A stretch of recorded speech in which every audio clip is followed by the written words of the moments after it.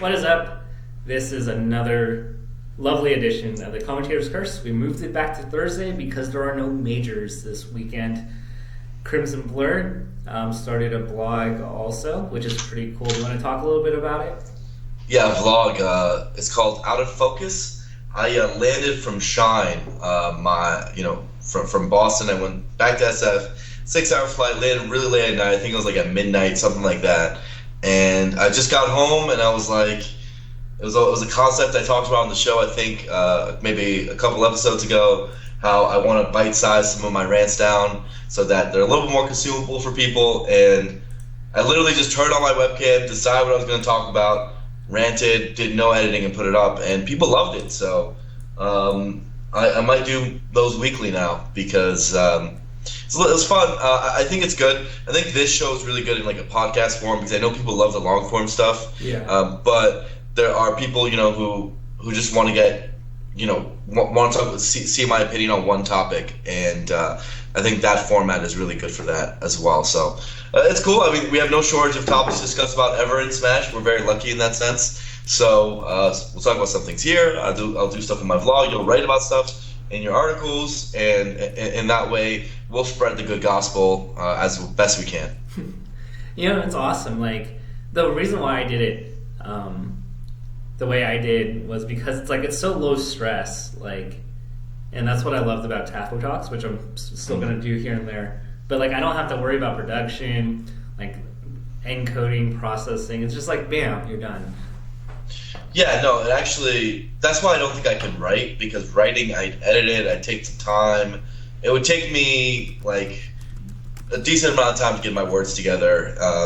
But thankfully, because of my experience on camera, I'm usually able to improvise my words really well and just say what what's on my mind. So that's usually my fastest way of creating content. And that matters a lot to me because as important as it is to talk to the people, there's nothing more important than talking to the people. I have other responsibilities too. So sometimes it's all about just getting stuff out there, and being able to make content fast is really useful. So, last weekend you and I were both at Shine. You decided to be a little low key. Mm-hmm. Some people in the chat were wondering if you were even there. Yeah, I had a lot of work to catch up on that weekend, so I spent I'd say over half the event in my hotel room. But I ended up, obviously going to the event and checking everything out. It looked very successful, and watching top 8 was a lot of fun. So great event. Yeah, I had a blast. It was spacious. It was air conditioned. All the little things that make it extra comfortable. I had a really good time. Yeah, so I'm looking forward to next year's edition. She, the head organizer, definitely handed up on stage in the finals. He was already hinting at there being another one next year, and I'm really happy about that because I want this to be a yearly thing. I think that Shine is one of those events that deserves to become a series and become a franchise. It was super sick. So yeah, this is definitely something on my calendar over the summer, and along with SmashCon, EVO, and other events, I'm probably going to be back. I love Boston as a city. Did you get to try seafood at all or anything? I had a little bit. I actually ended up going. It was crazy because we went to this one diner on Sunday night after the after party. And I went in there and I was like, what is this? And I realized it was the same diner that I went to in PAX East. So it's crazy because Boston is big, but it's small enough that I actually was recognizing places from my previous travels, which was new to me. Yeah, that was my first time in Boston, and I'm a huge seafood fanatic, so I stuffed myself with lobster rolls and oysters all weekend. Yeah, I don't think I really went to anywhere that was too great. I had lobster rolls and stuff, but I think when I go back, I'm gonna try to pick out a specific spot. Dude, go to Legal Harbor Seafood. That was the best spot. Is there a reason why everything in Boston is called legal? I know there's a show Boston Legal. Everything's called legal blank, legal harbor, legal seafood, legal everything. I don't know. It's like a nickname for Boston or something? I don't know. Maybe there's like a lot of litigation there. Yeah. I don't know. Maybe like lawyers and attorneys want to go there, and it's like stuff.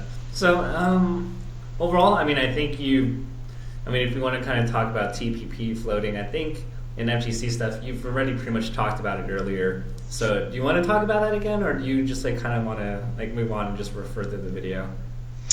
Yeah, you guys can check out the video. I think I covered the topic pretty extensively because it is a 31-minute video. You guys can check it out. I'd love to, if you have any thoughts on it, me and you can riff about it.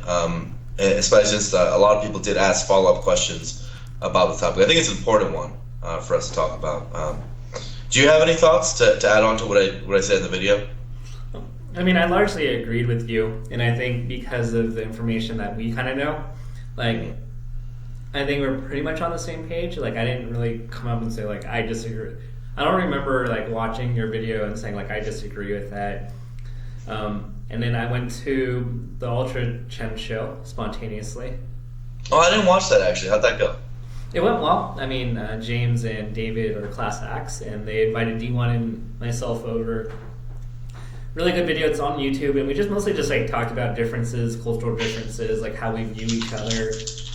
And I mean, a lot of like the disagreements and kind of the knee-jerk responses like largely come because it's like social media, and people will kind of run with whatever biases or narratives that they want to hear, and that's like largely what creates most of the conflict.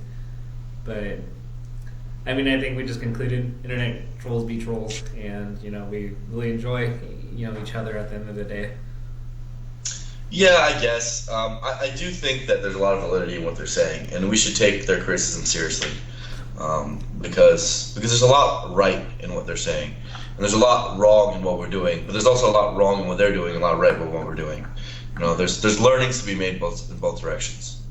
Yeah, I mean, I think, and I think that's what's like healthy discussion is, and I wish there were more of this, and this is why Twitter's not like the best medium, where it's like, I disagree with this, and here's why. And another person could say, well, I understand what you're saying, and I disagree too, and here's my reasons.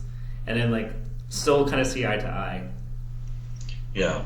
In other content news, I do think that between the Ultra Chen show and my video, we covered that topic pretty comprehensively.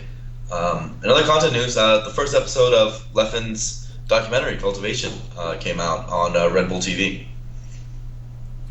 Yeah, I mean, I've been excited for it. I think like Last Stock Legends have been playing a role in it. They followed him at Gommel, and I thought it was pretty hype. I don't know how many episodes are in it. I'm pretty sure you know more than I do about the overall scope of the series, but I enjoyed it. Yeah, no, it's super good. Are you interviewed for it at all? I don't remember. I never was at the events that like Leffen was really at, because I think it was mostly Gommel and EGLX, and so I didn't go to either. Oh, you didn't go to Smash Summit either. I did go to Smash Summit, but I didn't get interviewed for that. Oh, I see. Because that's where my interview was. I did mine there. Either way, it's a good start. I think they kind of intro the basic storyline really well in that video. Came out really clean. I think if you're someone who follows the scene, it's more like the first episode just kind of tells you what you already know, which is that Leffen can't come to the country. He made his big rise, all that. But I really like the episode for people who don't understand the scene yet, or haven't really gotten to the game yet, because I think it very clearly paints the story of the last 2 years with Leffen in a quick. I think the episode's only like 10-12 minutes long, right? And I think that's pretty impressive. So pretty happy about it, actually. Yeah, I mean, I think the biggest thing, and I've been toiling with this idea for an article, is like kind of like the top 5 like what ifs of Melee. Yeah. And like Leffen winning Gommel kind of makes you wonder like what else could he have won this year? So it's going to be one of those things that like 5 years down the road, if we're still doing this podcast and we're nerding out about Legacies, that we're definitely going to talk about. Yeah, I think it's definitely one of the top 5 what ifs all time. And another one, because there's another article that recently came out that talked about the 2010 top 10, and it put Hungrybox at number 1 and Mango at number 2, and it makes you wonder, like, how would 2010 been different if Mango hadn't sandbagged and entered as Mario in so many events? Or get pissed drunk. or get super, yeah, exactly, right? Stupidly, belligerently drunk. Yeah, it makes me, like, I actually, reading that article, like, and seeing the list and all that, it was cool, but it made me realize, like, as much as I miss some of those old days, I don't at the same time. Like, that was so whack. That was so whack that was our scene. That, like, J-Man won a major just because, like, everyone didn't care. And it's, I don't know, it doesn't sit right with me. I mean, that was, like, it was what we had, like, mostly ROMs, and I think Genesis 2 is probably the turning point where, like, everything started becoming a lot more serious. I think 2011, yeah, I think just, like, the super dark ages of 2008, 2009, 2010, those years are the hardest to evaluate in Melee history, because, like, the scene just was gutted. Like, imagine a scene where all of the best players in the world quit at the same time. And that's what happened, right? No more PC, no more KDJ, no more Ken, and players like Mewtwo were moving on to Brawl. So, like, competitive dynamic just wasn't the same, and then people lost a lot of motivation in that time. I mean, I think events were mostly just to hang out because, like, prize pools weren't great because people weren't attending. It's like, you know what? Like, I bought a hotel and a plane ticket to come here. Like, I'd rather drink is what most people thought of at the time. Yeah, and I mean, there was still competition. We can't downplay the accomplishments of players during those years, but I will say, like, in terms of, you compare, like, 2006, 2007, and the latter parts of 2005, and, you know, of course, all the post from 2011 on, the difference in competition and the amount of people who are really going at it and the amount of hours people are playing during those years in comparison to the Dark Ages, it should weigh at least a little bit in Legacy discussions, right? Yeah. Because it's true, like, people just weren't playing, they weren't going to tournaments. Locals were next to, like, were very, very small, and we did have a lot of sandbagging at the time. So it was just a very weird era looking back at it. Yeah, I mean, it was fun. I mean, like, it was like the ultimate homie. It was like a very homey era because we were so small. But I mean, competition-wise, I totally agree with you. Yeah. Still, I mean, it was a good era in the sense that that's when our era of the Five Gods really started, right? They were born in that time, and players like PPMD made good use of that time, right? That's when he really started to come to prominence and get really, really good. So, still, like, obviously a lot of good results. Still, we can't drudge on some of the lack of competition in those eras too much. But yeah, it's an interesting era to analyze, and I'm excited to see, you know, them do the 2011 and on list, because that's when it really gets even more interesting, right? Like, you have more data points and more discussion topics to go through for those articles. I disagree with a lot of things in almost every article, though. So I'd like me and you to make a list eventually as well. Yeah, I mean, I think, but, like, you know, yeah, I have my own reservations, but at the very, you know, root of it, like, props to them for, like, putting in the effort and doing the research and even getting, like, the win-loss stuff. That's, like, huge. Yeah, I'm happy they at least put in the effort. And I mean, compiled all the data. That's useful. People can make opinions on their own for sure off of that. But, you know, obviously I have a lot of disagreements with the actual lists. And you know, speaking of which, I have another list that just released too. And, sure. What is that? The Glyco ratings for this month just got released on Melee on me. If you guys all want to take a look. Oh, interesting. I'm gonna open that up. Yeah. In the meantime, let's talk Shine results. Oh yeah, the big one. So doubles. I made a couple of out there predictions that actually came true. Oh yeah. Let's talk doubles first. Go ahead. I mean, Slux and Crush beat Kage and Axe. Ain't that something? Yeah. That's dude, Crush has gotten really good. Yeah, that was the one I called. Like, I thought that that could happen. Like, also, we didn't call this one, but this is a really bad result in my opinion. Ginger and Face Roll beat Moon and DJ. Ooh. Yeah, I mean, I remember last week, just to kind of recap for the viewers, we were like, they should be getting top 4 here, right? That's what we anticipated. Like, for them, they need to be like top 5 at worst. They got 13th, right? They got 13th.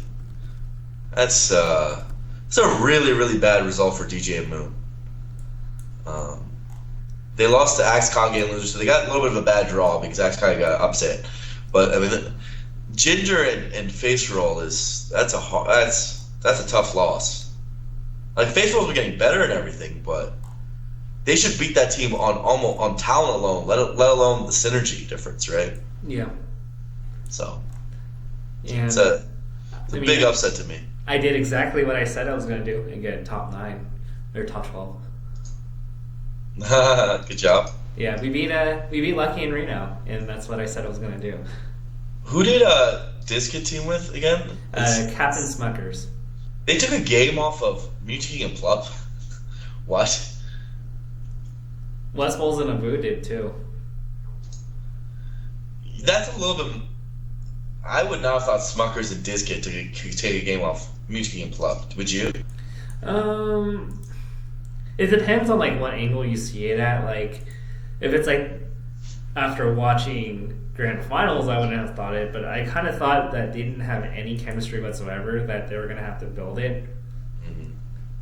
And sometimes that happens, right? Like, you play through the tournament and you build it during the tournament. But still, like, maybe it's this kid just really good at doubles. Because between that and What the Fox, it actually makes me think he is, right? They also beat Chillin' and Hat, and Chillin' and Hat's a good team. Like, Chillin's very, very good at teams. And Hat is NDVA, so naturally he's good at teams too. Like, to me, that's I don't know if I would have taken Dizkid and Smuckers to beat Chillin' and Hat. Would you?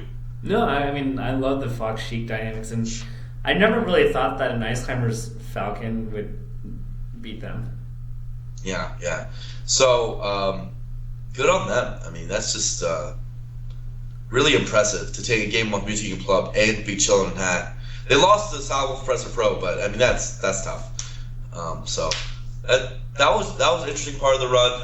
Obviously, at the top level, Mewtwo and Plup ended up taking the whole thing, and they did it pretty dominantly. A little bit more dominantly than I thought they would. I thought Shroom and MacD would give them a little bit more of a run for their money than they ended up doing. I mean, I think just overall, I talked to Dwan or Shroom about it after, and he just said they were just way too good in the 1v1 for them to get anything started.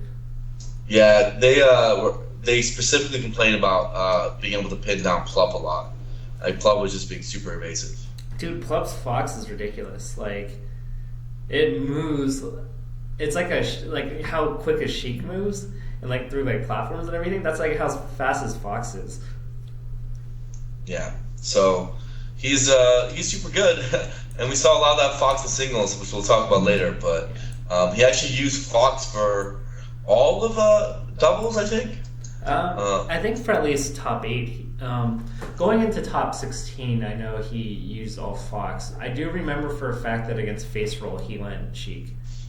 And I think that was like a big reason why he ended up going Fox and singles, is that he was like in good shape through doubles, so he thought might as well stick to it. Yeah, he actually almost lost to Face Roll, and by all means, if Face Roll like didn't choke in every way possible, like Face Roll should have had that in the bag.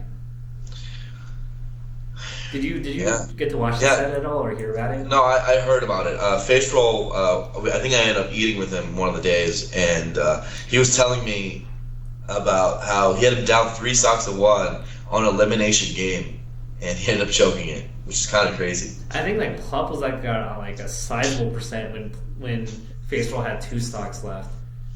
Yeah. And so Plup dropped a lot of stuff. So like even though Plup got the grab, like he dropped the confirms, and there were many opportunities where like Plup rolled or missed something right in front of FaceRoll, and FaceRoll just like, I don't know what happened. Yeah. So it looks like FaceRoll just continues to get better. In other results, Lucky Reno, horrible performance. Pretty much like if DJ and Moon also dropped a bomb, they dropped a bomb, but so did Lucky Reno. They lost to us. That's saying something. They lost to Swiftbass and Tafokints. Have you and Swift ever teamed together? We got top 16 at CEO. Oh, okay, so it's at least, but you guys have at least teamed with each other a little more. But they have, at least in my opinion, both the synergy and the talent advantage by a long shot. So they've been teaming with each other for about a year now. Lucky and Reno, in SoCal locals, at majors, everywhere, right? And I mean, Lucky should be the best player on screen by a good margin, and Reno is arguably the second best player on screen, especially in teams, right? So it's weird for them to lose to you guys, and then in losers they lost to West and Abu, which I mean West is not exactly known for his team's performances, and Abu has never gone that far in teams. So he's good. I mean he's a puff, so he's naturally going to be good, but. They should. I would have never picked them to beat Lucky Reno. Would you? No, definitely not. I wouldn't have picked them at all to make it that far. But that's like the thing. Like Western teams goes super hot or super cold, and there are games where he literally straight carries and does like 600, 700 damage and like loses 2 lives. Yeah.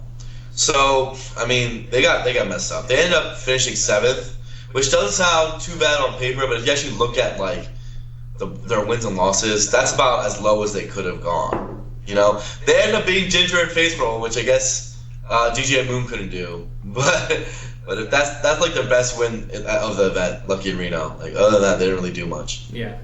So. I mean, and in Shroom, grand finals, we kind of expected it to be them, right? Not really surprised on. They made grand finals, but Shroom MacD, like. I mean, they could have won the whole thing, right? At least if you just look at it on paper, they're more than skilled enough as players to just get the right chemistry and learn how to play with each other and take advantage of maybe some of the idiosyncrasies of a Mewtwo King Plup team, especially with their lack of chemistry and their lack of experience together, to just take the whole thing. But no, turns out no, and it was actually quite a rout, 6-1 in games. Yeah, I mean, and the only game they lost was honestly because Plup mysteriously just like air dodged off the stage, or I forgot how he SD'd, but it happened. Yeah. There were still the games were pretty close to be fair, but I mean it did, and I mean the best sets were definitely if I remember SFAT KGH did pretty well. I guess it just shows. I mean. KGH had some very, very bad games where I effectively threw it, but dude, SFAT's extraordinarily good in teams. Like he is extraordinarily good in teams. The fact that they still got 5th, despite the fact that KGH has never even touched top 8 at a major, right? In teams, not even close. And he still got 5th and still was able to go really far, take games off Shroom MacD, and go to Game 5 with West and Abu. I mean, it makes me think, just how good is SFAT in teams. I guess we saw it in singles later that the guy's just good everywhere. I mean, like I've teamed with him, in rotations, and he makes everything so easy for me. Even when we're playing like Shroomed and Allen or like another 2 good players on the setup, like having SFAT on my team gives me so much space to work with. Like he just does everything for you. Like he'll help you out. He'll play aggressive, but like not too aggressive that he's getting like 1v2'd and getting wrecked. Like he's so phenomenal at teams. Yeah, he's a monster, dude. It should be said, by the way, that somehow in all this, Crush Slots ended up getting 5th. So, they outplays Axe Kage and Lucky Reno. and that that they kind of picked up the scraps to do that. They beat Ginger and Face Roll after Ginger and Face Roll beat Moon and DJ. But I mean, hey, at the end of the day, 5th is 5th, right? Like that's really impressive. I mean, I think Slox in tri-state players are and New England players are very underrated in teams. Slox is really good. I mean, he's teamed with Swedish, and they double eliminated Hungrybox Axe. They're very good. Well, Slox is really good in teams. I think his play has showed it. I don't even think it matters which character he plays, whether he goes as Sheik, as Fox, or I mean, he rarely goes as Falcon, but he just seems to understand teams. He's one of those players, and Crush Fox could be a long-term team because they are from the same region. I wouldn't be surprised if that becomes a thing, if Slox Swedish isn't a thing. Yeah. Again, which I think that should be maybe, right? Slox Swedish does sound really good. Though Slox is veering towards becoming a Sheik player, maybe he should stay with Crush. Yeah, I mean, he's one of those type of players that actually has gone on and off because of hand pain, so that's why he's also plays Sheik and Falcon on the side. Yeah, I mean, I think he's eventually going to have to settle down and pick either Swedish or Slox or Crush, right? If you were him, who would you pick? Is that even a question? Crush. You'd pick Crush? I'd pick Swedish. Well, Swedish is a better player, yes, but he's not in your region directly, so you won't be able to, practice with him directly. And if Slox is going Sheik, then they don't want to be double Sheik, right? Yeah. So I do think it's actually an interesting conundrum for him. I might lean towards Crush in this spot. Yeah, I can see that. It's kind of yeah. I mean, I can definitely see that, but I'm not sure how much New England even practices teams at their local events. It seems like when Slox plays doubles, it's only at majors. Yeah, maybe. I mean, Swedish is the stronger talent pick. You're probably right that you pick Swedish, and he just plays as Fox, and that's it. Still, another good result from Slox and teams. It kind of ups his stock in teams even more. Definitely, if you made an individual teams list of best players in teams, Slox would be 10 to 20 places higher than he is in the singles list. So his results are a lot better there. So. Yeah. Do you want to talk singles? Sure. Or should we? We can also mention, kind of make a shout out to Cruz. Yeah. Did you get a chance? I watched the finals. Did you watch the rest of it? I watched a little bit here and there. By then, I didn't have signups, so I wanted to explore Boston. So I went to get some fun Chinatown. But I got to watch semis and finals, mainly just to watch Dr. Z, who actually carried. Dude, Sheridan carried. He legit did. That's not an exaggeration. You guys did not mishear. He was easily MVP of the team that ended up winning it. Silent Wolf and the NorCals. It was basically Otto and 4 NorCal players. Disket Boogie, Sheridan, Shroomed, Silent Wolf, and do you remember who the last player was? Was it SFAT? Yeah, SFAT. Okay, so you look at that list.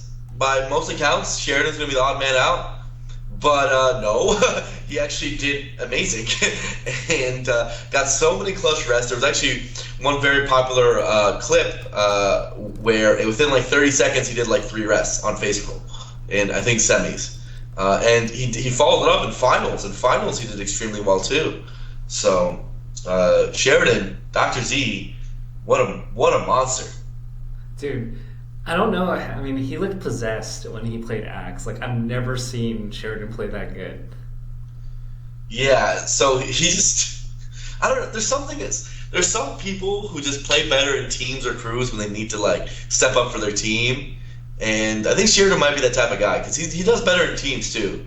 He just puts more responsibility on himself, and I guess he doesn't give up on himself or something. I don't know, because he looked so good.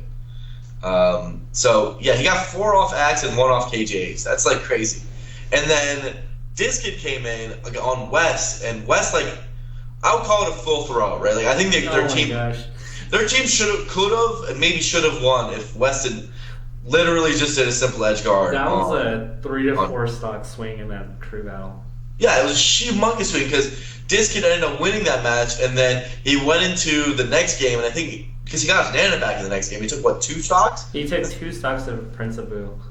Yeah, so, and Abu would now then get counterpicked, right? So you lose counterpick advantage, Diskin takes 2 extra stocks, and you lose a Westballz stock, right? Which a Westballz stock is really good and valuable, right? So it's you got when you're playing crews, stocks are so valuable, and your position in crews is so volatile that you can't make those type of errors, right? And especially in 5-man crews, I mean that's one reason for me. I think 5-man crews are super cool, but I've always had a soft spot for the longer crew formats, like 10-man crews, because 5-man crews sometimes you watch them and they come down to one person messed up terribly, and it's very hard to come back, right? When West made that mistake, it's dude, I don't know if they can win anymore, right? So it's cool in that way, is that every player matters so much in 5-man crews, whereas in 10-man crews you really see the better crew always wins in 10-man crews, I think. Yeah, I mean I think that's where kind of coaching kind of helps a lot too, to be able to weave in your players correctly. Yeah, and I think the Samus and the NorCals in the finals actually did perfect picks. I'd say optimal picks from start to finish. Yeah, so good stuff to them. I definitely picked the Prince of Ooze to win. Yeah, or the Prince squad. They had 3 top 10 players. And they still lost. Yeah, it's unfortunate. Plup tried his best. I commend him. He did look pretty darn good, but was too little too late. Yeah. So, near the end there, I thought that maybe there was a chance that Plup was going to make it all the way back. But it was just too much of a climb, right? It's just too difficult. I mean, you're fighting 4 stocks of Sheik with your 2, and that's shroomed, so it's not that easy. Yeah. Though I think that he didn't need to be. It could have been 4 stocks to 3 if I remember the match right, because he kind of gave away 1 stock there in the match before. So. Good stuff. Sheridan, that's your Genie Wish performance that you get once every 2 years. I hope you enjoy your crew battles money. Yeah, dude, he deserves it, man. First place, Sheridan. What do you know? Shine 2016. Alrighty, let's move on to singles. Okay. Maybe we can go over the early results. I mean, I think the big surprise here was Westballz losing to Zealous 5000. Can you repeat that just so the people understand? Zealous 5000. Who? Tapo, who did he lose to? Zealous 5000. But to be fair, I don't like the John, but Westballz's controller, the R button was broken. Straight up? Yeah. I know. I mean, I don't like the John, and couldn't he just have used his L button and still won? Who is Zealous 5000, homie? Zealous 5000. Oh, I got to play him in bracket. He's not bad. I mean, definitely a very solid player. I'm literally YouTube searching Zealous 5000 right now just to figure out who the heck this guy is. He plays Marth? Is he a god? He's pretty solid. I mean, I think very fundamentally sound. I would say that he's very deliberate and he's very aware of his decision making and his options. So he's fun to play against. Other than the fact that he just dash dance camps me, but whenever I'm finally close enough to interact with him, I can tell his decision making is very smart and everything kind of has a purpose to it. So it was really fun once we got into skirmishes to try to figure out what he's looking for and how he's trying to beat me. And so I'm watching a YouTube video of him from 11 months ago, just the first stock already. He's pretty good, man. This guy's legit. Who is this guy? I like him. Yeah, I think he's a pretty good. I mean, watch his Marth. It's pretty solid. So, yeah, man. I'd like to see him out on more stuff. That's a pretty crazy result. Yeah. So and then apparently everybody's kind of putting me on blast. He's not a net play player, which like I originally thought. I think he came from like anime games and then transferred into Smash. Oh, dude, I'm always scared of players who come from anime games. You never know where their mind's at. You know what I'm saying? I actually don't. But I'll just nod my head. Yeah. So yeah, Zealous 5000 beats Wobbles. Whatever. And after that, we start going into. I think that's the only one like pre-top 48 and only big real upset. Is that right? I would say so. I mean, everything else is kind of expected. Shouts to NY Joey for being the victim of that upset because he had to play Wobbles to make it into top 48. Crush beat Azusa. If that's like Azusa's really good in my opinion. I mean, Crush is amazing too. Now he is at least. I think I'm not terribly surprised. Crush is Crush at SmashCon was giving MacD like if you put MacD against Crush, like MacD is not very confident that he would win. Yeah. Really? Yeah. Well, there you go. I mean, it's hard to 2-0 Azusa in the matchup, which is how hard he hits. But Crush just plays this really good safe style that makes it like really frustrating to hit, and like he's just a really hard person to hit. Reno ended up beating Thorn. I think Thorn's a player that everyone forgets about, but Thorn used to be so good. I don't know how good he is anymore, but Reno beat Thorn, so it's a good win on the books for Reno. Yeah, Reno also mysteriously beat Hungrybox in game 1. Reno almost beat HBox. No, he didn't almost beat him. Okay, that's not true. Game 2 and Game 3 were pretty bad, but he took Game 1. It kind of reminds me of. Do you remember the time when Reno almost beat PP? Yeah. Ooh, that was really close. There's a world, there's a universe where Reno has beaten PPMD and Hungrybox. And he didn't beat, and then PPMD doesn't win Skatar that year. Yeah, dude. What if? That would be a pretty bizarre world. I think one interesting thing about some of PP's biggest wins is he has close calls early in bracket. Yeah, I mean, like his Apex 2015 run, it was all like 2-1s that like he could have almost lost. Yeah, and like you remember the set he had against, what was it, Hacks or was it SUJ? It was Hacks, right? SUJ and PPU that like SUJ, yeah. At that Apex, where he really should have lost that one, and he just barely skated by. Yeah. So. But we miss you, PB. Dude, Zealous 5000 really took 2 games off you and losers. This guy's amazing. He was up 2-1, and I had to play really well to win that. He definitely had the crowd, too. So that was like the first time I've had a crowd like blatantly cheer against me. And how'd your set against Joe Guy go? Like 3 stock and like low percentage 2 stock. It's all over for the Joe Guy, dude. I was tempted to go Fox, man. You got eliminated by Mango and Tafo. Damn. You know what a Jogo guy told Hugo? Mm-hmm. So Jogo guy was like, I think Hugo asked Jogo guy like, "Oh, who'd you play?" And then Jogo guy was like, "Oh, I lost to Mango and Tafo. So if you were in my spot in bracket, we would have gone the same place."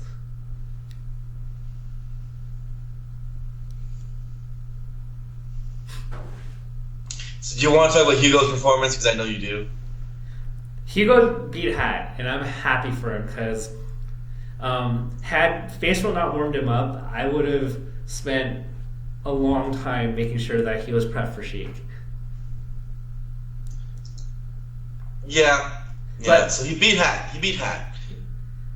That's good. And he looked good against Lucky. Like even those 3-1, like those games had Lucky sweating. He beat Ginger and he beat Vro. Very well done. Vro, Ginger, and Hat. And they lost to Lucky. And Swedish Delight. Yeah. So, I mean, it's not a terrible result. It really isn't. It's like a let's get back on track tournament. Yeah, no. I mean, like, those are very good players, both uniformly ranked higher than him. It's not weird. And I think best of 3, best of 5s help Hugo a lot because he gets the time to adjust and he doesn't need to panic. Where like if he's like down early in game 1 in a best of 3, it's like, oh crap, like I have to do something, and it doesn't allow him to play his game. So he felt very comfortable in those sets. Yeah. So not bad. Hugo wasn't happy about it, but I mean, dude, come on, it's not that bad. Wobbles, by the way, even though he did lose in winners when his R button was broken according to Tafo, did he use a new controller in losers or something? I think he like used a new controller. I don't remember the exact story, but there was a moment there that I thought Wobbles was gonna make top 8 because he then beat Infinite Numbers 3-2, really close. So Numbers still doing well. And then beat KGH super solidly 3-0, 3-1 over DizKid, and then lost barely against Lucky. I don't know if that set was streamed. Was Lucky Wobble streamed?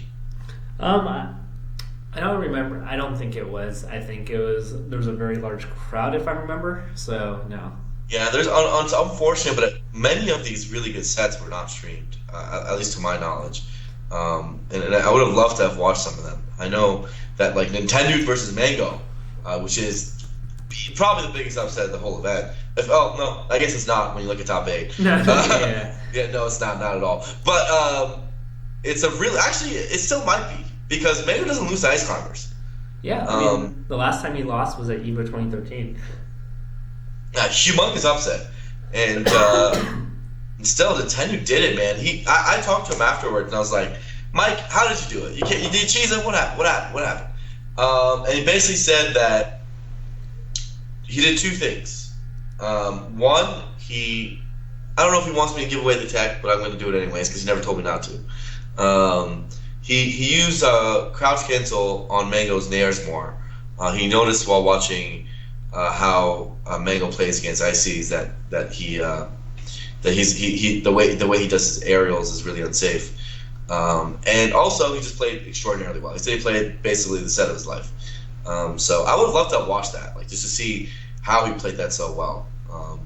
But since it wasn't recorded, as far as I know, is the chat? Do you guys know? Is there a phone cam that we can watch at all? I'm probably not because like this is like the only time an Ice Climbers beat Mango pretty much, except for Wobbles' 1 win. I don't know if it's ever been done otherwise, right? There's a Wobbles Evo win. That's a best of 3. This might be the first best of 5 Mango's lost to Ice Climbers. Yeah. And then, I mean, like, whenever Mango played, literally there was, like, a semicircle of people crowding him, and the way the setups were around, like, there weren't too many people that would have a clear viewing angle to even record it, which is unfortunate. Yeah, so, man, I would have really loved to see that set. I think that's that's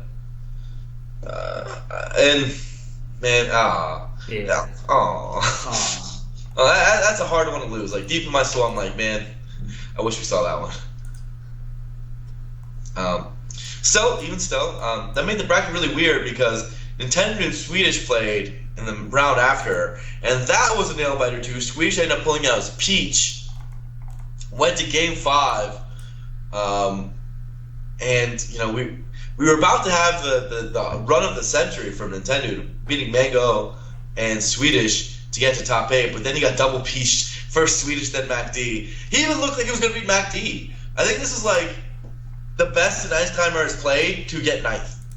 You know, like beats Mango, gets Peach, and then Peach again, and goes Game 5 with both, and still gets 9th. It's like, geez, how like the man got like the hardest bracket an Ice Climber could get, and still got 9th. So that's a really respectable 9th to me. Yeah, I still think Chu's bracket at Air was like much harder. Yeah. Chu at Air was crazy. I think if Chu won against Moon, it'd be even more crazy. Yeah. But still, it was insane. Chu at Air was like Peach, right? It was like Peach, Marth Slayer, or everything like Ice Climber Slayer-ish. Yeah. I think it's cool to see that the ICs are getting better and better at that matchup, though. It is happening. I was talking to like the Peach players too, and they're talking about how how that matchup's been changing on their side, what they're going to try to do. They're perking up. Like, they're not just piloting that matchup anymore. I'm of the personal opinion now that, like, having watched the Swedish attendance set, like, as there's going to come a day of reckoning for Swedish Delight and his Peach. The Ice Climber's going to keep getting better. I just like, how long would his secondary Peach really last? I think both Mewtwo King and Swedish's Peach, there's just gonna come a time, man, where the ICs are just gonna be way too good to lose that to a tertiary Peach. This is not gonna happen. Do you agree? I thought that this would honestly be the event. I still think they have a long way to go before. Yeah, the ICs are just figuring it out. Like, they're clearly figuring it out, and it's getting closer and closer. And set, you know, in Mewtwo King's case, he's dropping sets all over the place. In a year, I expect the top ICs to be beating these secondary Peaches pretty cleanly. They're just, that's just the ebb and flow of it, right? The Peaches are staying roughly the same level, doing the same strategies, trying to spam flow cancel fair over and over again, and the ICs are getting the timings down. I mean, it's hard to win when you're on the bad side of the matchup, but if you're just that much better with the character and you keep getting better with that character, you're gonna catch up. Yeah. I mean, and I don't know why Nintendo for a while, and he did this about 2 years ago at a Xanadu, where he played Peach against Mewtwo King's characters and won. Or like Mewtwo King's Peach and a Ditto. Mm-hmm. So it makes me wonder why he kind of gave up on that. But to be fair, you know, he is getting really close. Yeah, I mean, hey, when Chu's taking matches of Armada, who knows what happens with that matchup? Obviously, you know, you always still pencil in the Peach to win. But I think I wouldn't be surprised if within a year only MacD and Armada are the ones that are really the walls for them. You know, everyone else will be quite doable for, you know, the Nintendo's, Wobbles, and Chews of the world. And, you know, maybe tossing Mafia there too, because he plays numbers all the time. Yeah, but numbers is well against him, right? Yeah. So. Other stuff, you know, Plup, we alluded to earlier, Plup with his Fox, you know, SFAT and Lucky. Did you ever see this coming? So, it says a few things to me. One, first of all, he lost that SFAT, so for clarification for people watching, he in Game 5. And it said that he probably should have won. Probably should have won, very much. There was basically a crazy turnaround situation where he missed an edge guard and then somehow ended up underneath the stage and just got shined. And that happened in Game 5 and decided the set. So, probably should have won that one. Lucky set was super close and barely won. If you're Lucky, that's a very disheartening loss. You know, you've been playing Fox for like a decade, and you lose to Plup's Fox. You know, I can't feel good. And as a player, I think that it's kind of unacceptable, right? When you're a pro player and you've been grinding and putting in work like that for so long, for that to happen. So. I can only imagine how salty he was after that one. I mean, he's probably so salty, but like we also have to give products proper props to like how good Plup is. No, absolutely. It's hard to really figure out how long this Fox will last. If this will be a tri-main, if he's going to switch to Fox, we're going to see more of it. I don't really know. I don't think he knows yet, right? But at least for this tournament, Samus is really impressive.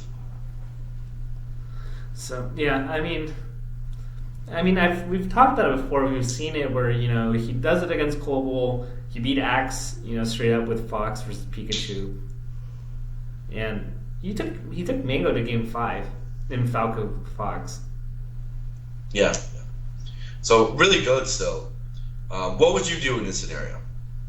With just Sheik or Fox? Sheik, Fox, hit miss. What would your character decision be? Try main? Do you pick one? What do you do? I mean, he pretty much never will warm up with Samus. I've talked to him in the past, and he literally just said, like, I've spent so many years with Samus that I don't even need to practice her to be confident with playing her. I mean, with that being said, you look at his capabilities, and I really don't see anything that his Sheik couldn't do. I mean, the only thing that he lost the only player he hasn't beaten was Armada, and Sheik Peach is very doable. So it's very interesting. I don't know I think there's a long path for him to go Fox against Armada's Peach to win a set. So it's definitely an interesting decision. But I can also see it from Plup's perspective. Like, Sheik's not a character that can make her own opportunities. You kind of have to, like, set up rolls and baits and then, like, rely kind of on your opponent messing up and then capitalizing. Whereas, like, Fox, you kind of control your own fate, and I think that's what Plup wants at the end of the day. Plup's in the chat, so I could be wrong. But I think the fact that Plup can control, like, the outcome with Fox more than Sheik is probably what he wants out of a character. Yeah. Me personally, I think that I think he should still experiment. I think he needs to take this time to really figure out what's his most winning line. It's still too early to tell just how good his Fox would be. Like, in many ways, like, he would have gone farther with his other characters, right? So it's hard to just look at that on face value and be like, hey, is this better or worse? We've also seen historically that, like, especially with Fox switches in particular, the player does better at the beginning of the switch and then actually starts doing worse. And I think this might actually end up being the case here. And when I talked to Lucky afterwards, that was his opinion too. Basically, like, a super ridiculously good player starts using a super ridiculously good character. They do their interpretation on the character. Everyone is super taken aback at this new style using this amazing character. And then they start doing video analysis, start exploiting minor things, and we start exploiting minor things when a character like Fox gets hit that hard. The win rate starts going down, right? And I wonder if that's what's going to happen with his Fox here. I don't know. His Fox did look really good, but I don't know if I'm so sold that say, hey, he should just be like, he should table the Sheik and the Samus for now.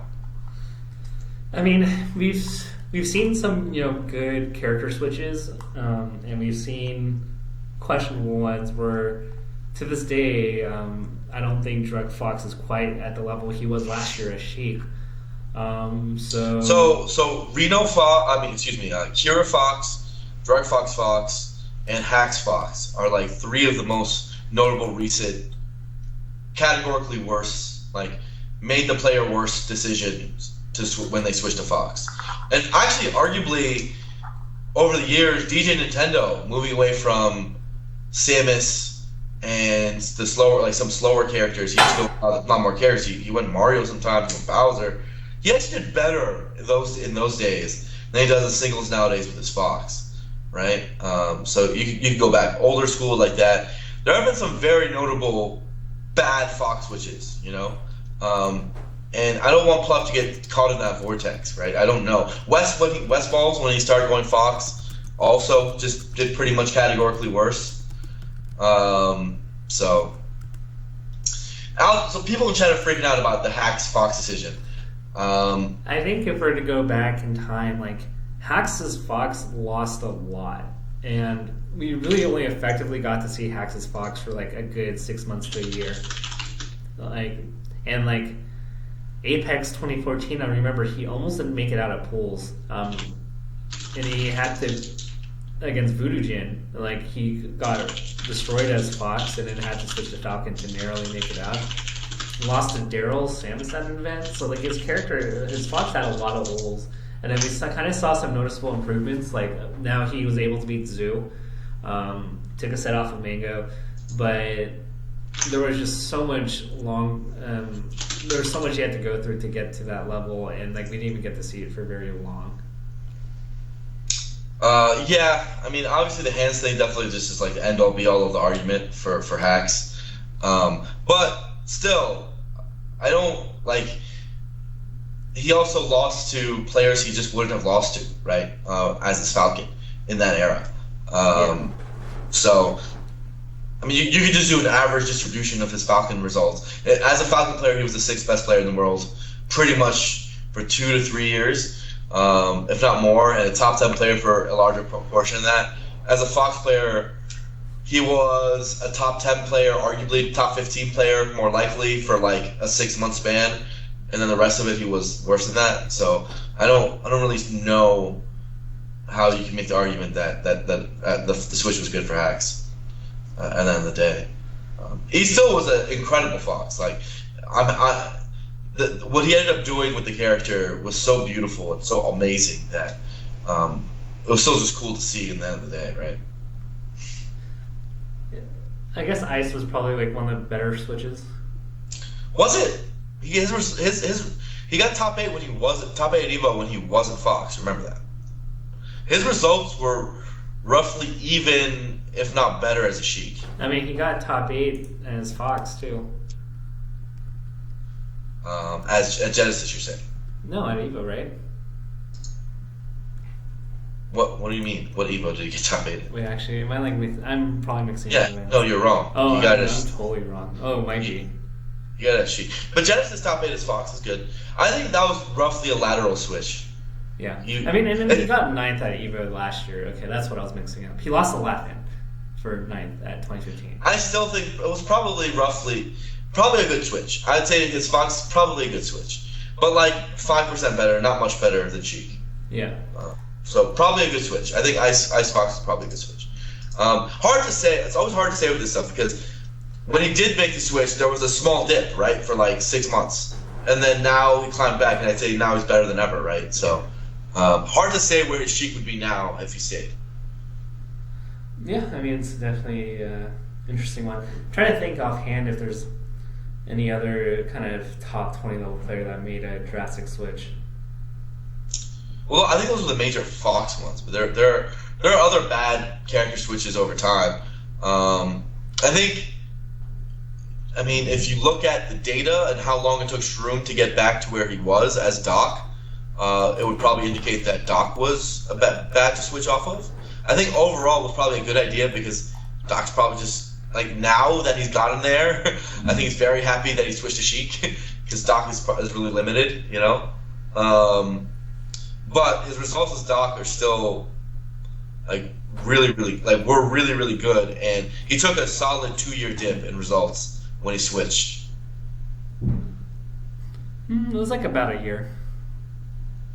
Okay, sure. But yeah, I'd say still a good switch, but he had to really like earn it again. And I still think he probably should still have a Doc in his back pocket for some players. He would definitely do better against players like Leffen in that case, and some of the Ice Climber players for sure. But either way, like I think that the Sheik switch was just good for him. Yeah, definitely positive. Yeah, I mean, let's see. And then people added secondaries over time, like a negative technically is switching off Puff for Mango because he was undefeated basically as Puff. So technically a negative switch, right? Because he started losing tournaments when he didn't go from wasn't Puff anymore. But I mean, that's like taking essentially like a year off of drinking and everybody catching up. Yeah. So that's a hard one to say. But his Puff never did really lose. Alrighty. Did you so I didn't even really get to see you on day 2 when we were trimming down the top 48 to top 8. Like, did you get to watch a lot of matches to qualify the players into top 8 or no? I watched most of the stuff that was on stream, and I was like walking around. But there's a bunch of the sets I ended up missing. One of the big things is that we saw Silent Wolf again. He's been kind of inactive for a bit. He got signed up with Team Secret and just doesn't go to tournaments. But he ended up going, and he unfortunately drew Mango and losers. So his run was cut quite a bit short. But it was nice to see Otto again, man. Yeah, I love Otto. He lost to Disc Kid in winners, by the way. Disc Kid. Let's see. And then moving on to top 8.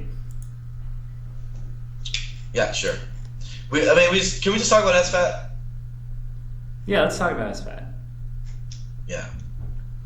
Now, if we were to not put names to who would do this, like, if you heard a guy beat Plup, Mango, and Hungrybox, you would assume they won, right? The event. Yeah, it's actually kind of insane what SFAT did, man. Like, it's just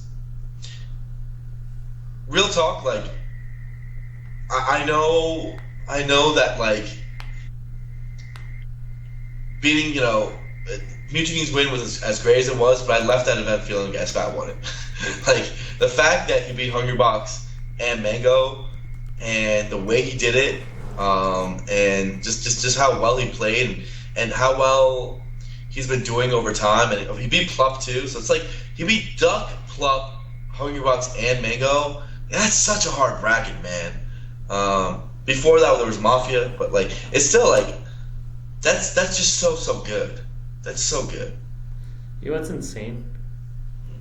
There are many points when you rewind the set and you look at the state of the match and the game count and the current match, and you're just like, SFAT has no chance of winning this set. Like, yeah. Mango's up 2-0 and had a full stock lead with like SFAT on game stock or set stock. Would you have thought he won that? He would win that?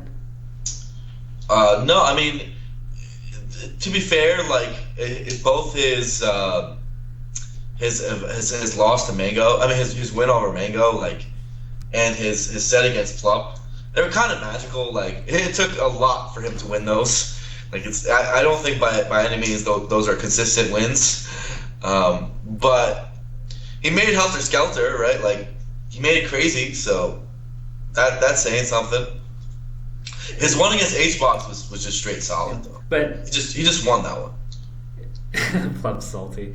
I mean, I love Plup. He, by all means, he should have won that. But I mean, I think the main thing that I observed, like SFAT, this is the guy that would go 2-1 like against like top 10 level players and then somehow throw. Like you would expect him, like you'd expect him to lose. You just don't know how, but it would happen. Wow. Yeah. Plup has some heartbreaking losses. Also, when we say magical, we mean like, dude, how the hell did he win those sets? Like he was in a losing position in both the Mango and Plup sets. Like straight up, you just took a screenshot. You're like, this is a lost game, right? Like it should be a lost game. But yeah, he had some crazy stuff happen that ended up working his way, and made it through. I also think that like it's super interesting. Like this is something I touched on in Out of Focus, but how can we name players who might have won the tournament in Mewtwo seed spot? Because like Mewtwo had the bracket of a lifetime, dude. He like had Dizkid, Axe, Swedish, SFAT, which are great wins, right? Really good players. But there are players out there who have positive records on all of those people, right? Like, it's awesome to see Mewtwo win again, but there's two ways to take this win, right? Where you're like, on one side you're like, dude, he won without even being a god. What really, like, did he just fall into a major win? What the hell? Or you could be like, you know what? SFAT was playing like a god. It shows just how good he is in that matchup that all the other gods were struggling with SFAT, and in many other situations, SFAT would have won the tournament, and Mewtwo was the guy who really was the wall for him, so he deserves it in that sense. And I think that part's the one that's really true, and Jason deserves a lot of credit. But it's an interesting thought experiment, right? Like, would MacD have won the tournament in Mewtwo seed spot? I mean, he lost to Axe, so there's that. He ended up losing to Axe, but he has a good record in Axe lifetime, right? Yeah. I mean, I think here's the way I think of it. Like, as well as SFAT played, Mewtwo flat out shut him down, and I think that's more than enough to give credit to. I also don't think MacD would have beat SFAT that day. Like, there's no way, right? I mean, I don't think it's 100%, but it would be interesting. I mean, I would say SFAT was playing god awful at that set, then Mewtwo, this was probably one of the easier brackets he could have gone to win. But at the same time, he flat out shut down SFAT hard. And I have to give him credit for this one. And he made some comebacks, right? Like, there was that Fountain game where SFAT was up 3 stocks to 1. And I was just watching the game, and I was like, I don't know what's going on right now, but Mewtwo is getting 3 stock by SFAT, right? And I think after that big comeback, SFAT lost a lot of steam. I think it takes a lot of energy to beat all those players back to back to back, and it was tough. I left watching that set thinking, he didn't beat Mewtwo this time, but I still believe, like, as bad as that looked, and it looks like Mewtwo is going to be a wall for SFAT. I still think, like, next time they play, like, SFAT can do it. No. I mean, he has. I mean, he won at Genesis earlier this year, and he's taken him to Game 4, Game 5 many times. Yeah, so he straight up can. So it was 6-1 sounds really bad on paper, but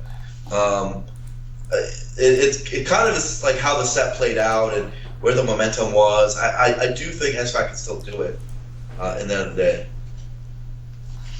Yeah, I mean, I definitely agree with you. I mean, he looks very confident, and, just not like too long ago, he destroyed Mewtwo King on FD. So, like, has a skill set. It's just like a matter of just not letting Mewtwo King grab him and losing. So, we had a non-god in Grand Finals at a tournament with 3 gods. Tafo stats, hit me with the truth. Has that happened before? Wobbles, right? We had to go back to 2013. And Westballz at Sandstorm? Or is that the two times? Yes, I believe so. It's interesting. So, question of the day: SFAT number 6, number 7. Where are we putting them? Number 8? I give Plup number 6. I mean, I think you even look at the recent months, like Plup. SFAT has had amazing peaks, but we can't forget that Plup at EVO also defeated Mango in Hungrybox, and like Plup overall has more well-rounded results, whereas like SFAT gets the 17th places. EVO, yeah, granted he got 25th because he lost to Chu and Westballz, but I think Plup is just way too consistent that like I have to give it to Plup. But I think overall, when you look at Axe and Westballz, and you compare them, like Axe and Westballz have also had very poor results, and I think SFAT's had like better peaks, and so I'd give them 7. I mean, I don't think there's an argument of anyone below 7 over SFAT right now.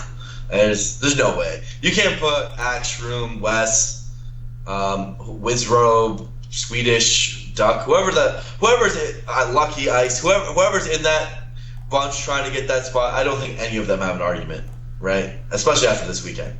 Now, having said that, I mean, so does that make the list after Shine? We just finished the summer. We have a good month break until Big House. There's obviously still going to be events. You guys should check out SMYM, Show Me Moves this weekend. There's still going to be stuff going on. Obviously, there always is. But the summer ended, right? The summer Smash is always like a big active period in Smash viewership. We always get to see how everything shapes up. End of it all. What do we have? So does that mean we really finish as 1 HBox, 2 Armada, 3 Mango, 4 Leffen, 5 Mewtwo King, 6 Plup, 7 SFAT? Is that are we locking that in? I have to ask you something. What's up? At what point does decay come into factor for Leffen? How much does the what come into factor? At what point does decay, like, you know how in like ladder systems you have decay to kind of kick off inactive players? Yeah. I mean, that's the thing, right? Like, do we put Leffen above Mewtwo King? Mewtwo King just won freaking Shine, right? Is that fair to Mewtwo King? Like, how much does Mewtwo King have to do to jump Leffen, or is that not possible? Because literally, Armada, if you look on the Glyco rankings, jumped Hungrybox, and he didn't have to do anything. Bro, the Glyco rankings is 2293 versus 2290. Please don't say that. I mean, it's like that means nothing. That means nothing. I mean, it doesn't. But at the same time, like, Hungrybox was like 40 points above Armada, like, not too long ago. Sure. I don't know. I don't put too much weight into those. The numerical. Yeah, I don't care about that. I mean, that's fair, but like how? Because this is like the argument that like Armada had over Hungrybox for this whole year, right? It was like Hungrybox won like tournament after tournament after tournament, and it's like, well, like no, Armada's still better, and like he doesn't even have to go into anything. Yeah, that's weird to me. I think HBox, I mean, this is a bad result for him. He's got a few bad results in the last, like, little bit. It's, like, making you worry about his number one spot. You know, is he really still like, there? At the same time, like, I mean, what has Armada done in the past few months to prove himself? No, I mean, no one's taking got, like, from 5th at Gommel. Like, if Mango had won this tournament, okay. Maybe Mango start making a run for that number one spot. If Armada had gone to this tournament, maybe so.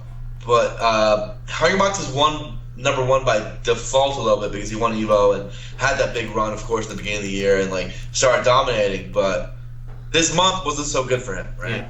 But at the same time, I'm less inclined to say, well, like Armada, like the thing that kind of bothers me about like the comparisons right now, it's not bothersome, but like makes me like think it's like, had Armada won all the events before going back to Sweden, I'd be like, yeah, like Armada, you know, if he jumps HBox and whatever metric, that's fine.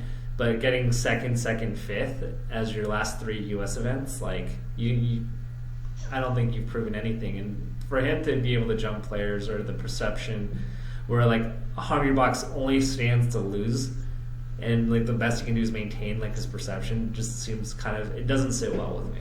Yeah, I agree with that. I think the big question that remains is like, okay, we're now on the slow march to the end of the year rankings, right? Where we're gonna have to start locking in the 2016 rankings. There's not that many tournaments left, because especially with this drought in September, and I mean December's not gonna have much either. There's gonna be Don't Park in the Grass. But we pretty much have like October, November, you know, as having some real meaty results to come in with DreamHack Winter, Big House, and there's going to be another Smash Summit, obviously. And like those are like 3 of the big things left. Who even can potentially dethrone Hungrybox for an end of the year ranking? You know, is it just Armada and Mango? Like if you look at the whole year, right? Like you sum up the results. Can anyone else really build a resume in the short time that's remaining to compete against Hungryboxes? I mean, if Leffen literally won Summit, I mean, even like Mewtwo King at this point, if he won Summit, DreamHack, and Big House, that's saying something, right? And if Leffen wins 2 out of 3 and like maybe makes grand finals in another one, then you're saying if Leffen runs the gauntlet, he has a chance? I mean, his sample size sucks, like, but it is like a big mysterious thing, and this is like kind of what we argue with PB in 2014 and 2015, right?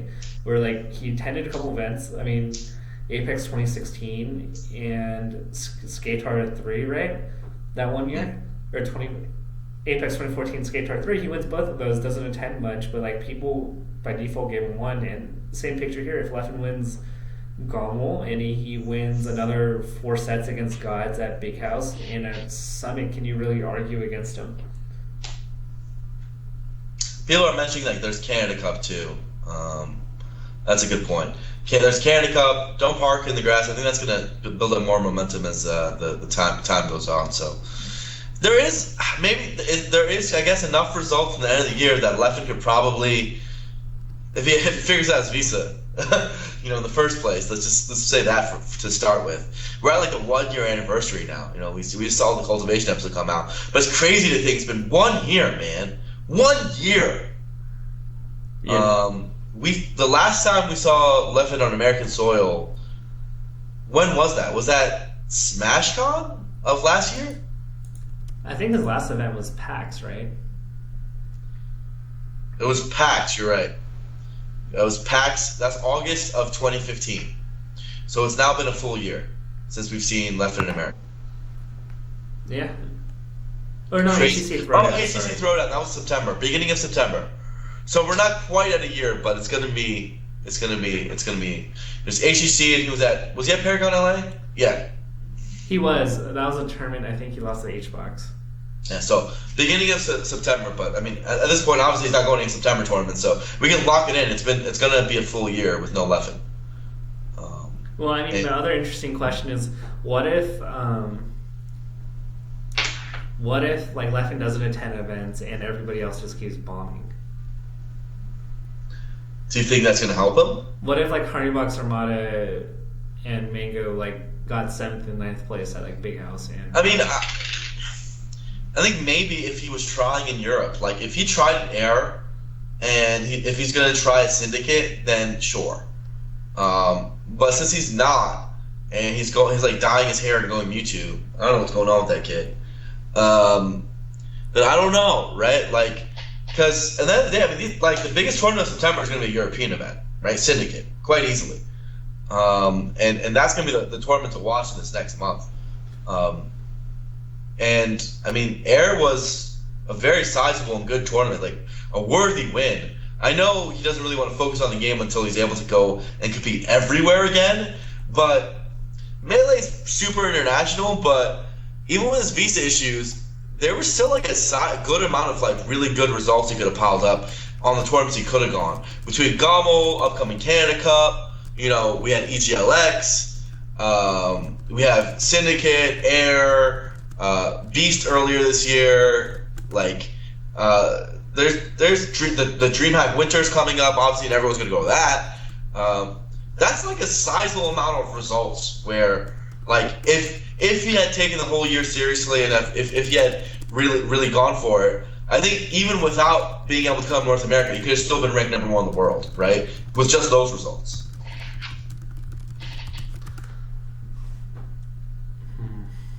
Yeah, I mean, I think those are pretty reasonable arguments. Yeah. So I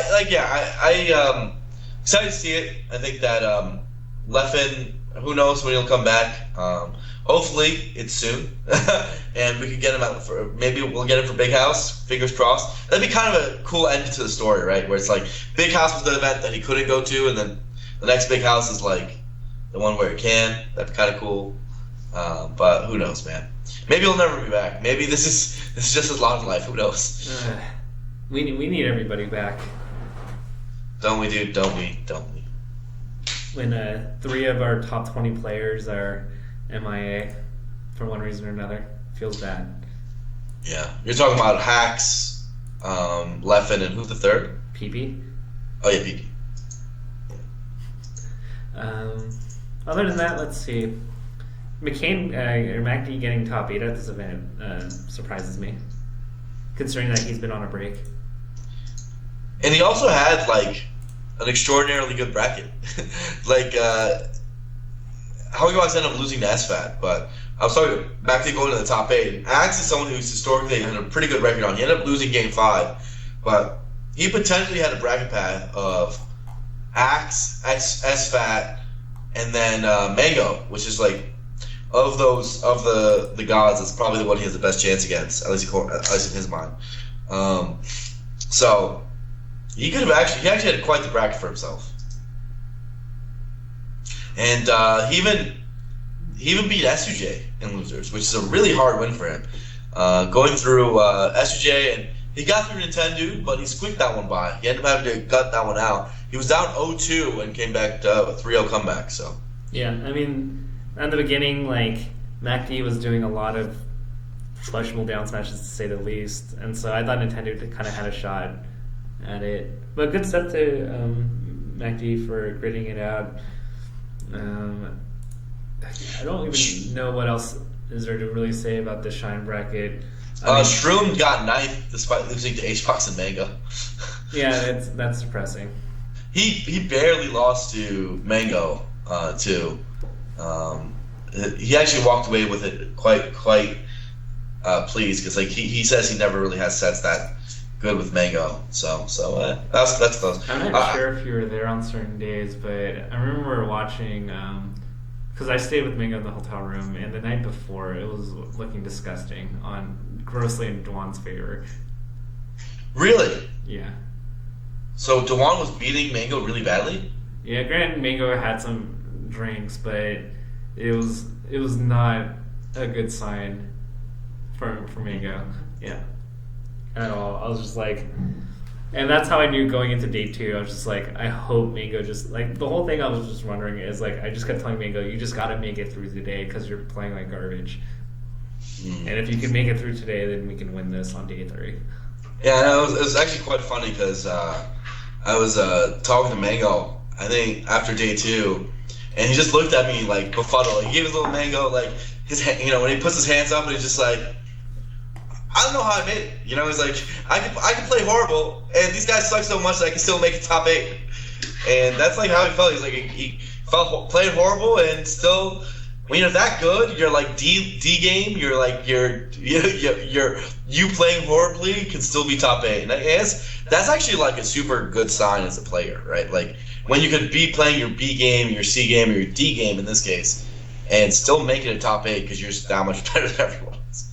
I mean, like that's not going to happen every time. And for every time we narrowly slip by, there's the HTCs and the events that he doesn't play as well. And so like. I really did hope and like that Mango would have made it out in winners. We were talking matchups and just like bracket paths, and we were just like, man, like if he can get to winners on day 3, like we're pretty confident that he can take the tournament. Just a clarification for the chat. I think there's some Mango said some crazy stuff in the interview. He said he was playing amazing in the interview. I think he was saying that about his day 3. His day 2, he definitely told me he played absolutely horrible and still made it and was making fun of everybody for it.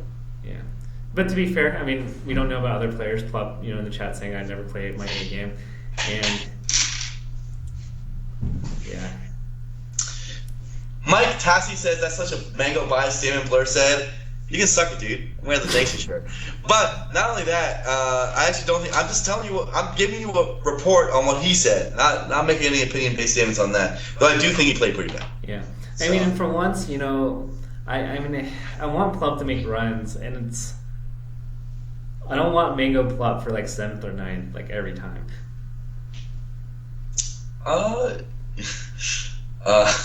Yeah. It was unfortunate to see them go against each other, I guess.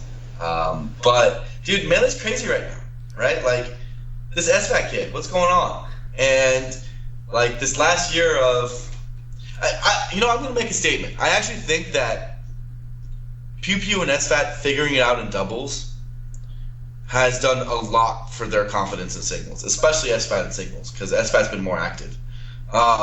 In that, like, dude, if you can beat these guys in doubles, and you can just, like, because at the end of the day, you're still beating them, right? Like, you're in a tournament setting and you're beating them. Sure, it's a different format, but you're beating them, right? And you're doing it under pressure, and you're doing it in, like, high-stakes matches.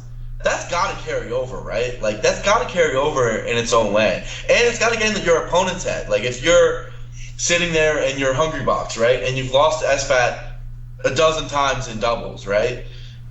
You're kind of on edge even in singles, right? Even though SFAT generally loses to you because you might have lost to him in that same event in another format. So I think the big thing. I think you bring a good point. Is just the amount of confidence that SFAT has in himself, and I think that's the biggest improvement that he's made. Like I wrote an article and I interviewed him, and even then, like, I had to ask for clarification when he said, like, by the end of summer, I want to win a major, was what SFAT thought he could do.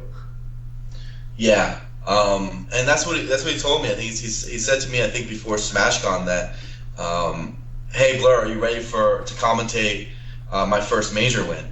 And he said something very adorable to me after Shine that I took to heart.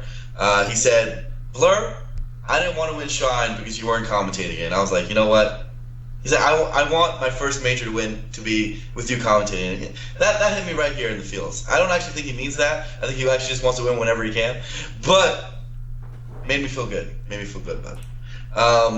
But more seriously, I think his confidence is a big factor. I think doubles really does help build that confidence. When you have twice as much high-level experience as other players, like there are players out there who are not making it to the end of doubles, right? They're not or some are not even competing in it. I think that naturally affects your tournament mentality. It's you're not going to be as sharp because you don't have twice as much high-level experience naturally. I think the PPU's big issue, honestly, was that he probably couldn't practice. I think that was literally the issue this summer. Are you reading the chat? Yeah, people are cute. But yeah, so I'm rooting for the kid. His rise has been really impressive to me. It's interesting how the dynamic from the 6 to 10 range has changed so much. feel like between 2014 and 2015, we had kind of started to lock down those positions, right? Like Axe, Westballz had really like kind of solidified themselves as like the demigods, right? That next tier. And there was a point in time, of course, in 2014 where we put Leffen in that group too, before he started really making those big waves. And it's been super shuffled now, right? Plup and SFAT have been really disruptive. And I don't know how far this goes, but what's maybe most impressive to me about SFAT's runs, and I mean, many people have been messaging me on Facebook and in other ways about how they're inspired by SFAT's play. Because SFAT's been around for a while, guys, right? And I think there's a lot of players who are at the top who have been around for a while, right? Like, you look at the Silent Wolves, you look at, Axe has been around for a while. Pretty much all of the top 20, with a few exceptions, have been around for like close to 6 to 8 years, right? Or more. And, you lose to the same guys over and over. You lose to the Mangoes, the HBoxes, the Mewtwo, and it's hard to think after like 5 years of losing to them straight. And while you at this point you've already ascended, right? You've already become a top 20 player. You've been a top 20 player for an extended period of time, and you're still losing these guys. It's hard to think that like, okay, I can really do it. I can break these guys, rather than kind of sitting on your hands and being like, okay, I can't do this. Astra's been around for a long time.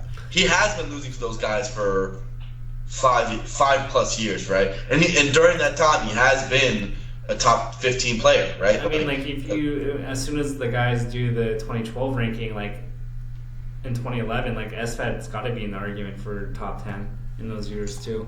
Yeah. So I think probably from 2010 or 2011, he's been a top 10 player, right? Or top 10 to 15 player. Yeah. From ever since then. So we're talking like 6 years of him being at that level and just about never taking a set off a god, right?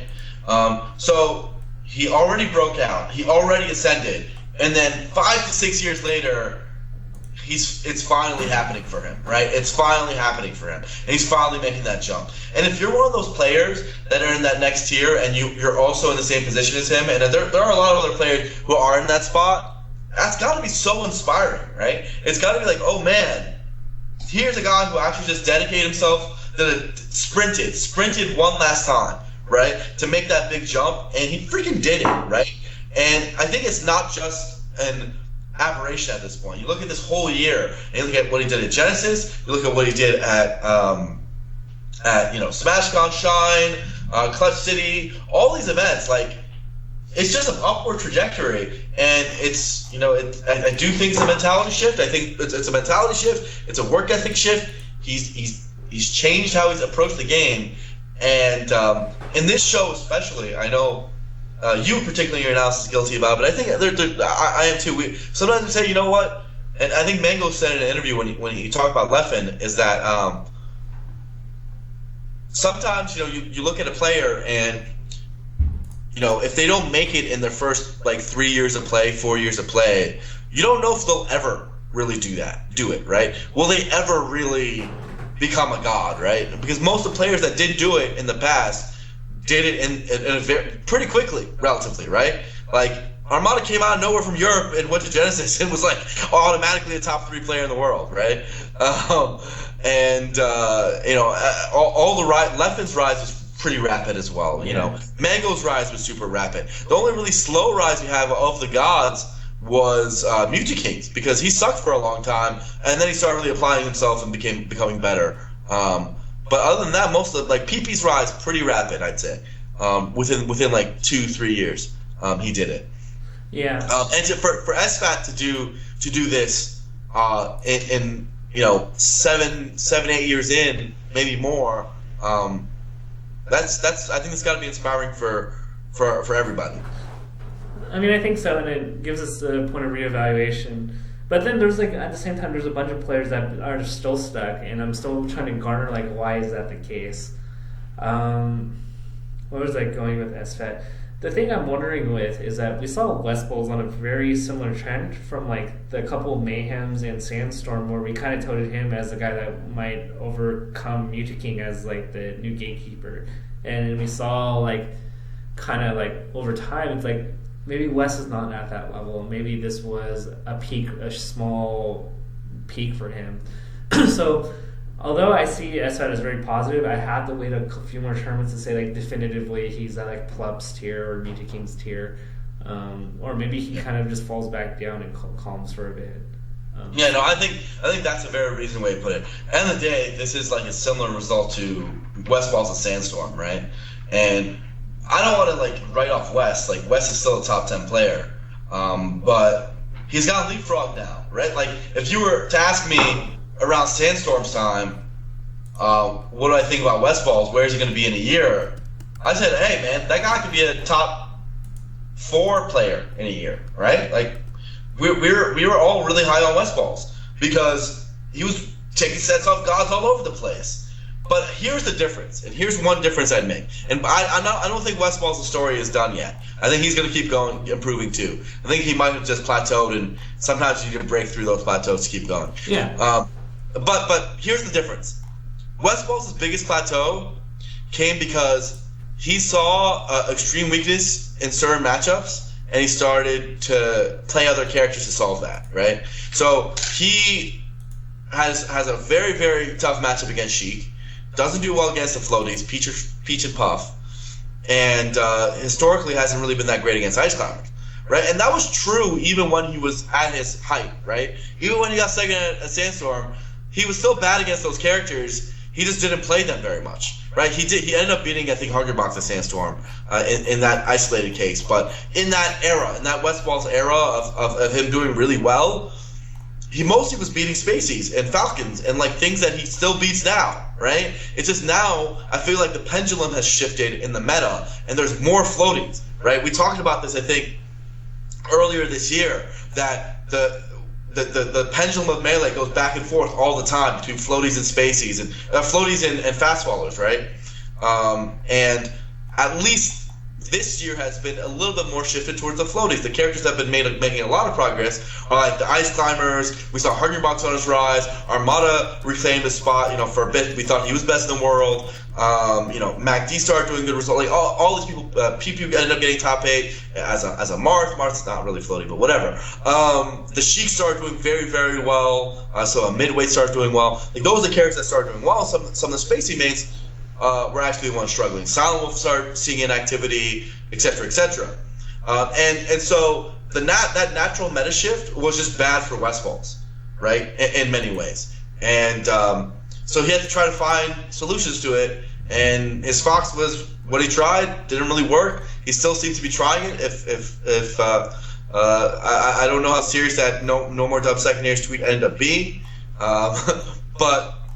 Like that's a problem he faced, and he never really resolved even at his height. So that's where I think I find the distinction between him and SFAT, because SFAT does well against the floaties. Matter of fact, SFAT doesn't really have a bad matchup, right? So that's a super key distinction I would make, and I think when you have like really bad matchups that you have a hard time overcoming, unless they're super uncommon, like Leffen's case with Samus. Then you're gonna hit a wall, right? You can't really be a top 4 player, top 3 player if you can't beat a Puff or you can't beat a Peach, and those are just walls for you. But SFAT can. SFAT doesn't have a one character where I'd like lock down and be like, this guy can't beat that character. And so that's why I guess I'm a little bit higher on him than I would even be for Westballz last year. No, I mean I think those are very good points, and so. It's going to be interesting to see. I mean, he's still, got 25th at EVO, losing to Chu. And so hopefully, because, when we put a rising player, moving up, we kind of, gloss over their weaker performances. Whereas you have an established person like Mewtwo. Imagine Mewtwo got 25th at EVO. Then we would kind of question, is this person a god? And so I think we also have to take into consideration, hey, it's, 2 pretty good events, but amidst that, he's also had some shaky events, and so I think the main thing here that I want to see from him is just to kind of keep those performances up with consistency. Yeah, I mean, we'll know in the next few months. I think if he's smart, he's gonna use this month before Big House very wisely, right? Like, and he's gonna really put go on his grind and use this as like a little boot camp session for himself, and try to get better that way. So. There was one interesting, topic that got brought up, and I don't think you brought it up in your video, but what do you think of the mid-set coaching? Funny, because I was about to talk about that here. Great minds think alike. Huh? Great minds think alike. Yeah, because that was really interesting. So, it wasn't against a rule set, apparently. I haven't really looked into the Shine rule set, but let's be honest. Smash rule sets don't even really exist. Like, no one's really made a formalized rule set for Smash in so long, right? And even the ones that were made in the past were so flimsy. Like, they were always like, they're not good rule sets, man. Like, they're not, like, they don't cover all the edge cases, and they weren't made. Not now having been, like, having made and worked with real rule sets through the esports department at Twitch and seeing how they should be made, it's kind of sad that our rule sets are so archaic at this point. Like, most of the stuff isn't even written down, right? And so it's very to your discretion. But having said that, me personally, I think mid-set coaching goes against the spirit of the game. I really dislike it. It makes it hard for the production team to deal with it, and potentially drags out top 8s even longer. So I tend to not like it. I think coaches are great, and I really do want there to be more coaching in Smash. I think I don't want Crunch to be the only coach that we have, because as Hungrybox has shown, it's a very valuable position. It's good to have, but mid set's a little bit too much. It goes against what I think most people commonly accept as a very valuable skill in Smash, which is adaptation and like the personal journey you have to do when you're put in the hot seat, and it feels more like it's a 2v1 in many cases, especially nowadays. Speaking of this, do you remember that one HBox Armada set in like one of the Apexes for Grand Finals? That one HBox Armada set, like the one that won like 10 games of like Young Link, Puff, and started off with like Ness. Which tournament are you talking about? It was like one of the Apexes, 2012 or 2013. I forget which one. 2012, I think you're talking about. Dude, literally in that match, if you watch, Duck pointed this out, Seabrook is telling Hungrybox what to do during the game. Yeah, that's true. That's very true. How did that happen? How did he get away with that? Because no one said anything about it. Yeah, he actually had a guy sitting next to him in a floaty matchup, telling him what to do in his ear, like as the game was happening. Just straight up telling him, "Don't back air here, chill out, go do this," or like it was insane. It was also kind of insane that he was cool with that. I wouldn't want anyone to do that. I don't care how good they are or how good of a coach they are. Like, I don't like even if it was the player like if PPMD, Marth God, was just telling me what to do in my ear while I was playing a set, it would make me play worse. I don't know about you, but maybe in a super floaty matchup, I think in a floaty matchup that helps, because if you can't figure out the Young Link zone and you have a brawl player that does that for a living, like they're going to give you so much insight on how to like get in. And a super floaty matchup, it might be different because Marth matchups are a little bit faster, I guess. So maybe not for them, but still, like, yeah, that shouldn't be allowed. Like, I don't think that should be allowed, at least. Some people always complain about, hey, this is hard to regulate, but I actually don't think it is. I think coaching overall is hard to regulate, but mid-set coaching really isn't. Your opponent just says, hey, you can't do that, and get out, homie. And that's all you really have to do about it. Maybe one complexity is people looking on their phones between games, right? Like, if you're going to ban mid-set coaching, people are going to try to cheat, dude. People are gonna try to be like those smart kids in class, right? Where they try to take bathroom breaks and look on their phone. You know, they're gonna do all that stuff. And if you could technically have a coach just text you the answers, right? I don't want to give these kids any ideas, but do we take phones away from players? during matches, what do we do? I mean, listen to music. I think it's kind of an honor. There's so many things we go by honor code that like I don't think we should take away phones. Dude, yeah, we do a lot of things by honor code, but I'd rather. I don't know if we should anymore. Like, I think we're starting at, like, we haven't really got there yet, but like we're starting to get to the point where there's enough money, there's enough stuff that we have to like be serious about our rule sets. Yeah. And we definitely I mean, we've needed this for a long time. We need dedicated stage managers, as in like a dude that stands on stage, stands behind them, and is basically an official to make sure no funny business goes on. And then can regulate things like coaching, can regulate things like hand warmer times, can regulate things like, hey, relaying back to the production what was stage struck and what was counterpicked and what was banned earlier on. You can also, from the production's end, tell the players, hey guys, the commentators are done analyzing in between that game. You're good to go for game 2. You know, like things like that. Like, or if we have an analyst desk, you know, you're good to go and things like that. Or, you know, like stage managers would be really useful in doing this correctly. I don't actually think it's a hard job either. I don't think it is. We should be doing it at least for top 8. Yeah, it's starting to happen. But I think that most of the time the stage managers don't really know what their responsibilities are, right? And I want to see more out of it. So I mean, so do you like to answer that to ask that question seriously? You're against mid-set coaching too, correct? I think it's really silly. Yeah, I mean, I'd prefer. I'm not like going to strongly say like this should absolutely not happen, but like I think it's silly to have. So, yes or no? You're against it. I would lean towards no. Like I don't want it. Okay, so you're against it. But now the question is to finish the thought. What about phones, dude? Like if someone they can text you a freaking novel, right? Do we have to say, hey, all phones go in airplane mode? Like, what do we do? I mean, I think airplane mode works, right?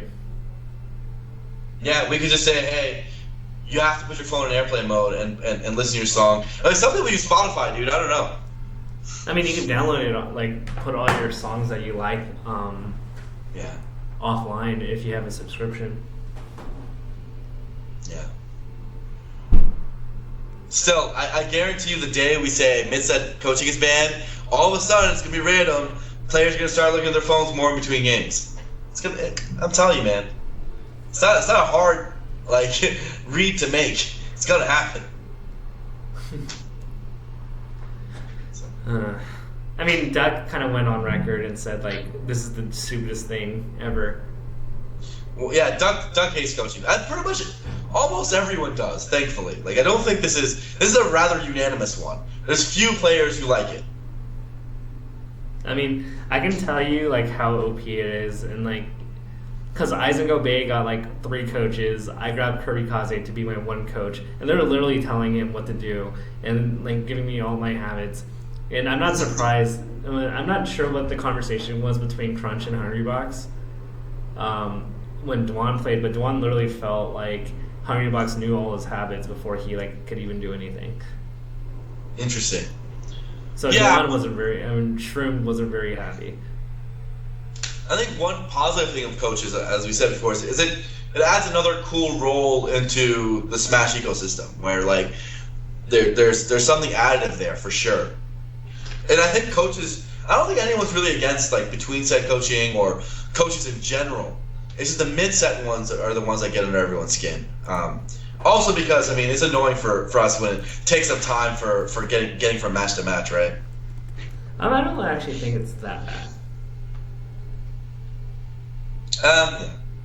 I guess. Because here's why I don't mind it so much, is that it gives the caster, the commentators, 30 seconds to talk about whatever they want that they know is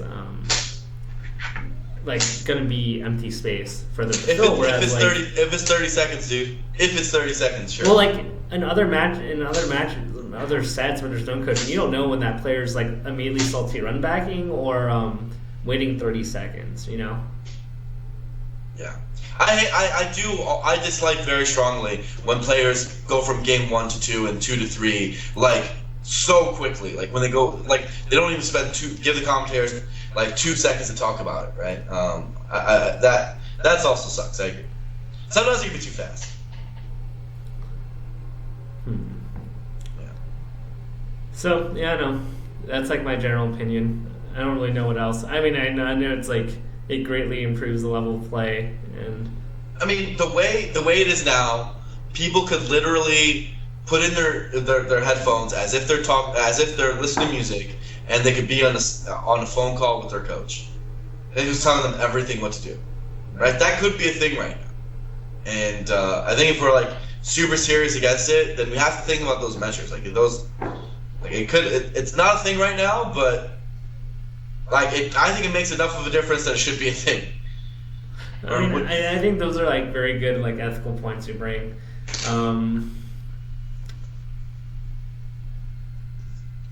I would hope that like players don't end up doing that. Hey man, people are hacking the game to make Pichu better. That's happening. That is a current reality in this world. There's a kid who made Pichu better on his setup and used it in tournaments. So people are like, hey guys, that's not happening right now. You don't know if it's happening. You know, we did that in the Midwest. They didn't know that someone hacked the game to make Pichu better. They didn't know that was a thing until they found him out. What if the people you guys are playing against are actually getting coached by Cactuar overseas, and Cactuar's going to cut at the winnings? It could be it, man. That'd actually be pretty funny if that actually happened. You know what? This makes me very suspicious of you, because I got a funny story. So, rewind to when I'm like young 5th grade Tafo, and my sister's like 17. My sister, used to party and all that stuff, and she'd like try to hide alcohol at her spare tire, and somehow my dad would always like just know that like where my sister hid the alcohol or like the cigs, and like my dad wouldn't tell my sister that he removed it, but he knew. It made me think like how much of a partier was my dad to like instantly know that to check like the spare tire in the car and look for the alcohol in there. And it makes me wonder how much of a grimer you are. Grimer I am? Oh, it's because I know the tactics. I know the mind of a cheater. Yeah. No comment, dude. I went through school 100% kosher. I care about the ethics of it all. Of course, I would never cheat. Obviously not. Obviously not. But, as I've said in the past, I feel like I'm in a very optimal position to cheat in the Bash community and get away with it because I know the rules inside out and I make the rules. Dude, so even if you had PP and Cactuar on a 3-way call with you, you'd still wouldn't win. I'm just kidding. That was it's probably true because I mean, what knowledge could they really give me that I don't already have? Am I right? Okay. Oh God. Oh, poor Blair. It's the hands that hold me back. The mind's always been there. You know that. Yeah. I'll give you that. You know way more game knowledge than I do. Thank you. That fat one said the Kirby was buffed on the setup that Blair played on. I'm holding to that story to this day, dude. We may have to check these sets, man, with all the 20XX TE. Seriously, that's why you can never play on a hack setup, man. You can never. What was it? Dan Salvato proved that even if it's not 20XX, you could still hack the game and it would be undetectable. Yeah, because you just do memory cards, right? Yeah, which is also a very scary thought. Yeah, someone can just plug in their memory card before their set it to a specific tag, and then have like a 0.1 increase in their dash speed or something, or like their weight or something else, Or like prevent like Jigglypuff from getting like comboed from like up throw up air just enough. Yeah, and the guy just thinks that he's missing his or make Jigglypuff's up throw 1 or 2 frames faster, so they're gonna miss the DI more often. Things like that. You could cheat, man. You can cheat in Melee. No one would know, man. No one would know. That's actually like a really scary thought. Fortunately, like that's the real 20XX. That everyone thinks 20XX is everyone plays Fox and Firestalls on opposite edges.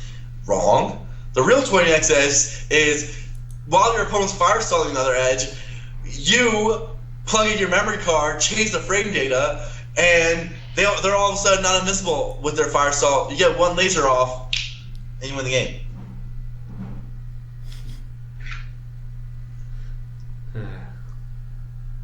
But fortunately, for the fact that we made it this far with most of the game's integrity and the community's integrity in line, gives me some good feeling and some confidence in our. Because at the end of the day, Smash players are largely good people. I think one of the best quotes from the documentary, it's one of my favorite quotes, is when Chillin' Dude says, there's just something about Melee that brings everyone that plays it, just what does he say? He said it shows their good taste because Melee is such a good game, so it just naturally attracts better people, because it takes a special kind of person to travel the world for a 15-year-old children's party game, and if those people know how good Melee is, so they have such good taste that it's just a naturally higher quality of person. And that's my. I think Chillin's actually spot on when he says that. Yeah, there's a lot of good quotes from the movie, from the documentary that I've already forgotten. I need to give it another watch. Definitely doing a marathon of it before Metagame comes out. Yeah, the actual best quote of the documentary is the last one, the wife one, where he says, "Why is Melee important? Like what makes Smash?" Where he says, it was our chance to be something. Wherever he says at the end there, it was. He was like, "Why?" He says, "It means so much to me. How do I sum up Smash? It means so much to me." And then he says, "It was our chance to be something." That was what a line! What a line! I can't wait for Metagame. It's gonna be so good. It's gonna be sick. I actually also got a chance to play against Korean DJ for like an hour. That was so fun, dude. Oh, I watched those friendlies. I got to play Korean DJ, and I got mollywopped. He's so good! He practices with Ellen a lot, apparently. Ellen's pretty good, too. Yeah. Ellen and Trees, dude, they're still grinding. They're still doing, like, Smash Fest in their house, and they're still really good. It's funny. They're hilarious. I love. And Dark was there, too. Yeah. Dark came on day 3. Where do you think if KDJ started traveling and playing again, where do you think he would be ranked in on SSBM ranking? Probably like 50s. Probably 40s. I'd say 40s. I'd say 40s. Well, who's 50 this year? We're like assuming he doesn't get any better, right? Like as in his current skill. I think 50 is a little too low, right? Isn't 50 like Gatsu? Yeah, don't you think he's better than Gatsu? It's debatable. Okay. But yeah, guys, he's still really good. Obviously, he's not going to tournaments and stuff. Yeah. I think having now hung out with Ken a lot, and hanging out with Korean DJ and all that, I so get it. Like, I understand where they love the game still, and their love of the game is still there just as much. But you get older and you're like a decade out of your prime, and you see that big hill that is getting back into the game, traveling around the world again, and really competing with the people who are like as good as like Mango and Armada and HBox are now, and trying to get to that level of play again at an older age. Like it's just so hard. I don't know if it's even possible for someone to want to accomplish something they already accomplished, right? Where those guys were already the best, right? They already did it. They already kind of did that thing, and it's just so what they would have to do to get back there is so hard that they would need some extreme motivation to do it, right? And love of Melee, I don't know is enough. Like, love of Melee is enough to make you want to be a part of the community again. It's enough to make you want to play Smash Fest with Ellen in your place, or Santi in his place, in Ken's case. But I don't know if it's enough to push you to really, really grind for 2-3 years and go to events every weekend and Smash Fest, 3, 4, 5 times a week, whatever you need to do to get back to that place. Because when you've already done it, the motivation is just so much less. Yeah, I mean, and you mentioned it earlier, like, people are grinding so hard right now.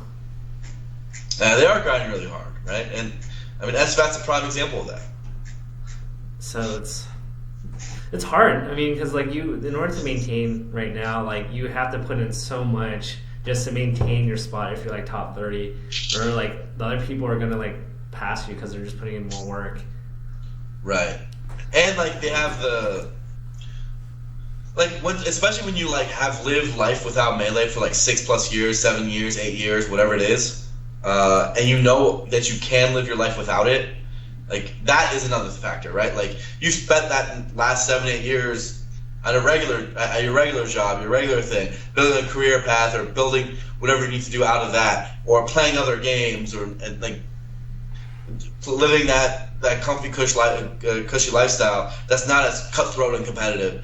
It's just hard to go back, especially like both Korean DJ and Ken, in their cases, have hand problems, right? Like, they played so much in their primes that now those hand problems are really starting to sink in, right? At the elder age, and trying to grind again causes them to have real hand pain. So that doesn't help either. Yeah, and plus you have more responsibilities, right? Korean DJ is like in his late 20s. Yeah, and so like he can't be spending 30 hours a week on top of a job to, do this. Yeah, he'd have to like basically be some pro team would have to like give him enough money to do it full time for like 2 years to really get back in, right? I mean, that's the issue with PC, right? Like, the big thing on why he can't travel is because he works weekends. So not only do you have to give him the money to come to the event, which he doesn't really have, you also have to cover the fact that he's missing a lot of shifts.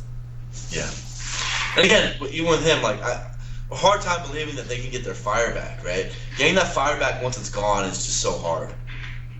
Like, many of them, I think when their time ended, they really felt like their story was done, right? They did what they needed to do. So, anyway, should we move on to questions, or is there any other topics you want to? Yeah, no, let's move on to questions for sure. Wait, we should talk about what's happening this weekend, or there's SMYM that's coming up. I believe Professor Pro's still around. Let me go in the back end of MaileItOnMe.com and see what Dingus and Flown's FLWNS have done. There's First Attack in Puerto Rico. I really wish we supported that event more as a Smash community. I hope for next year we do, at least. First Attack is really high. You guys are gonna see it. First Attack is a very well produced event. Oh, we didn't talk about another event. I'm so sorry. Astra. Oh, Astra. We should talk about Astra. Yeah. Never talked about Astra. So Astra.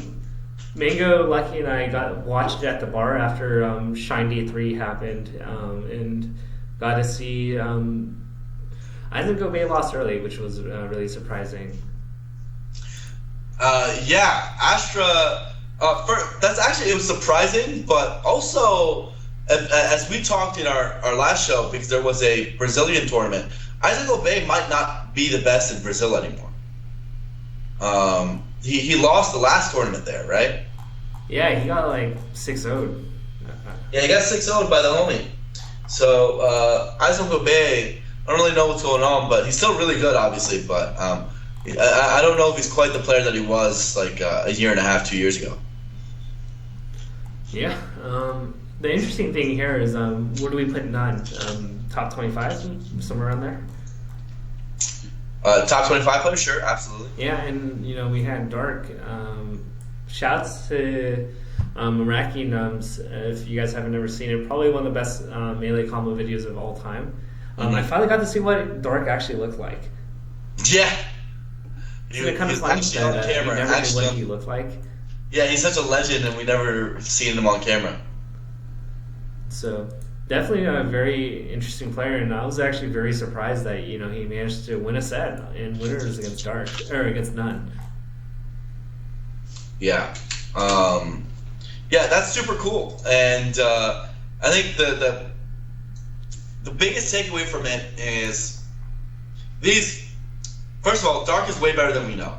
I think for years there was speculation about like, hey, the Chileans aren't even that good. They're just tech skill. Don't even like yes, the videos, Arik Nubs and Perfect Dark were amazing, but they get washed. And it kind of harkens me back to when people said Japan wasn't good, or when people said Armada wasn't good, or when people said, X player who was best in their country wasn't good, until we saw it, we actually saw those cross-cultural encounters.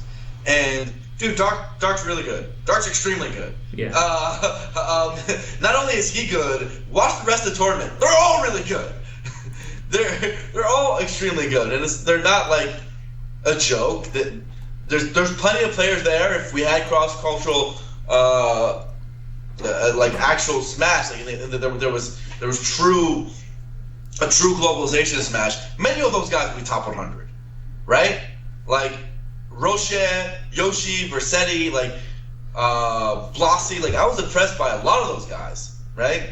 Isaac Obey too. We just have never really seen them anywhere outside of a tournament like Astra. And I think Roche, if I'm not mistaken, came out to an American national tournament last year. Yeah, and he did pretty well. He did do really well. And I think, like, I personally wish that for some of that, maybe for Big House, and we'll get to this in a sec, we fly out Dark. Because I think it's just a big shame, man. The South American scene needs some love, man. They give them a little bit of love here.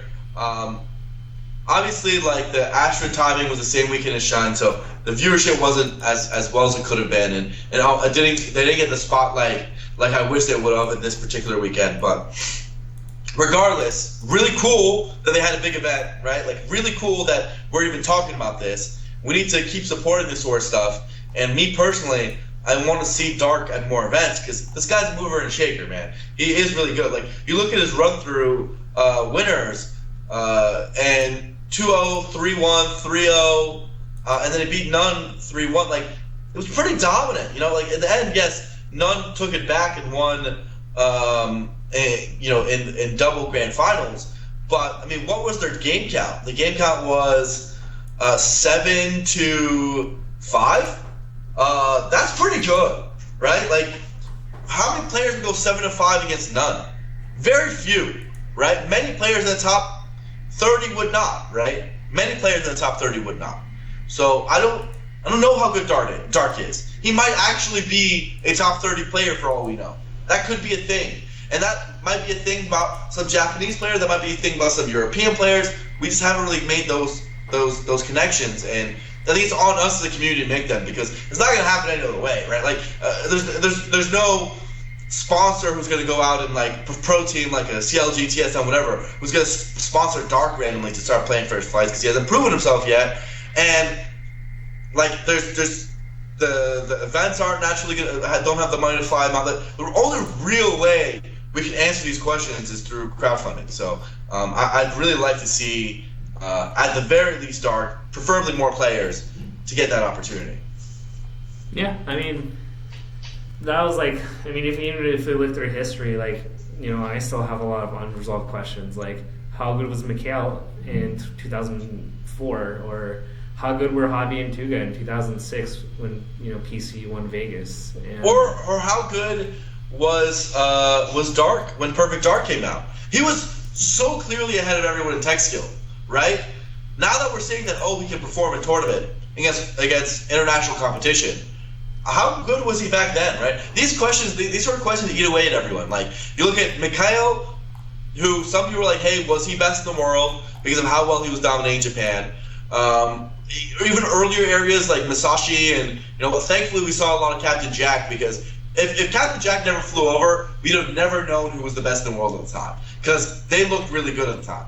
And AMSA in Europe, like many of the reasons that when we do legacy discussions, AMSA doesn't make the top 10 is because we actually don't know how good he was, and so he still gets floated around the 10 to 15 range because he dominated Europe for so long. But reality is that he might have been a top 3 player in that era, but we never saw him against American players, so we penalize him for that, right?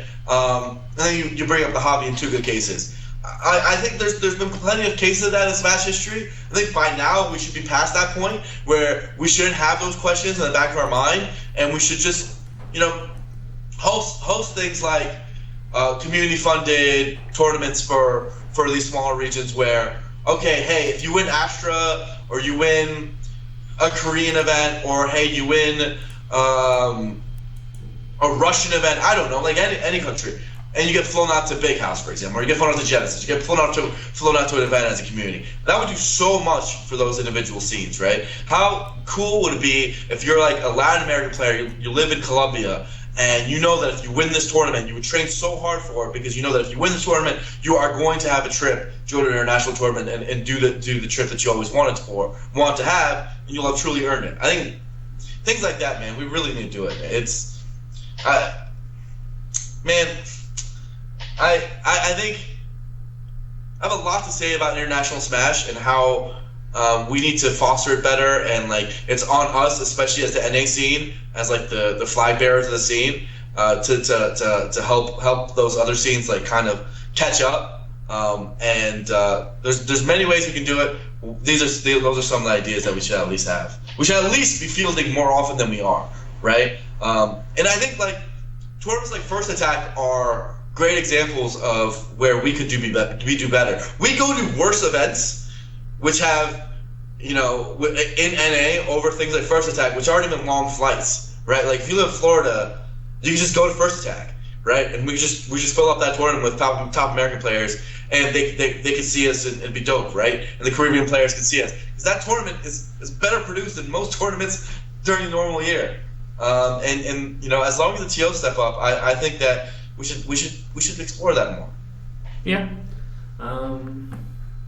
It's gonna be interesting because I feel I'm not gonna put you on the spot here, but I do feel like we do need to do a better job of promoting events to the larger masses and finding a way to effectively do that better.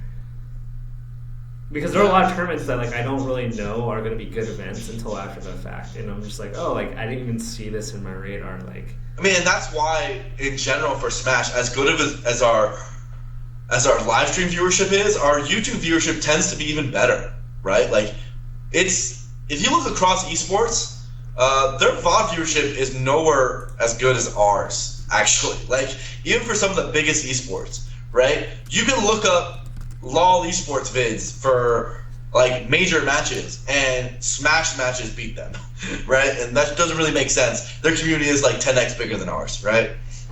Yeah. And that's the case like for matches across the board, right? You look at a random Dota VOD from TI, and it's not doing as well as a Smash VOD, right? And I think one of the reasons that is because people don't know when it's happening. We're not implementing things like rebroadcast to like share time zones. So I'm sure if you're a Latin American fan, or if you're he's not Latin American. If you're a European fan, you're watching almost all your tournaments in VOD form, right?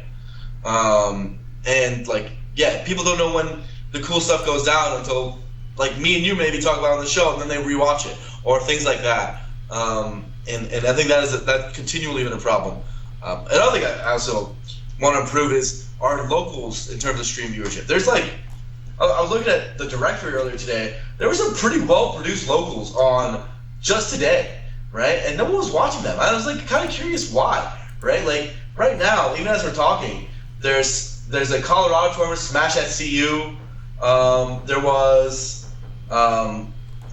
Melee at 4, Vapor 10. I don't know what that is. There's SFSU tournament going on right now. And then before that, there was a really cool tournament that I saw earlier that was going on, and those tend to do a lot worse than even home streams, even though they have commentary, overlays, like everything's going on, and they're struggling to get viewers, right? It's like, dude, like I don't know about everyone else, but I feel like even those bite-sized locals and weeklies, we could do better to promote them to get our weekday viewership up. But yeah, I would like to see, especially the gods and like the top players, travel outside of North America more. The events are good enough. Like there's really no good reason. I know one thing I'm hyped about is I hope EVO Japan has Smash. You know, that'd be dope. We should all go to Japan if it does. That'd be so sick, right? Like imagine that. That'd be so freaking sick. And obviously we're all going to go to DreamHack Winter, but like I unfortunately. Okay, you're not, but I think most people, a lot of the top players will. Dude, right? if it were on Thanksgiving, I'd be down. I'm gonna have to skip Thanksgiving for a second year in a row, and I'm not happy about it. Dude, I hear like StarCraft players. I think you told me this. Like, have had to skip Thanksgiving for like 10 years now. Yeah. Feels bad. So yeah. Like that's I don't know why DreamHack Winter does Thanksgiving every time. I know they're European, they don't understand it, but it really hurts me deep in my soul to have to miss it. But yeah, I mean, there's that, but like tournaments like Syndicate, Air, all that, they could be even bigger. I think if the NA players went out a little bit more. So I like that West of all people is being kind of a trailblazer here. He's gonna spend like the next month in Europe to be at their tournaments, and I think that's super cool. I think he's like probably like the most. I can't think of a more well-traveled smasher than Wes is during the year. He's like at everything. Yeah. He's even in two places at once sometimes. Yeah. Anyway, do you want to do questions?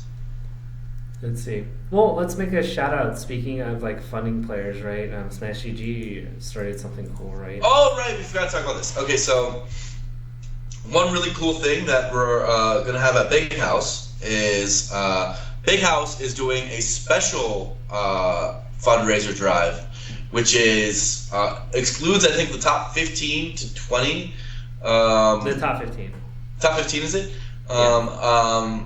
SSBM and Panda Global ranked players. And basically, it's like an opt-in compendium where people can like make their case, kind of like they do for Summit, about getting flown out to an event, and like the people choose who gets flown out, right?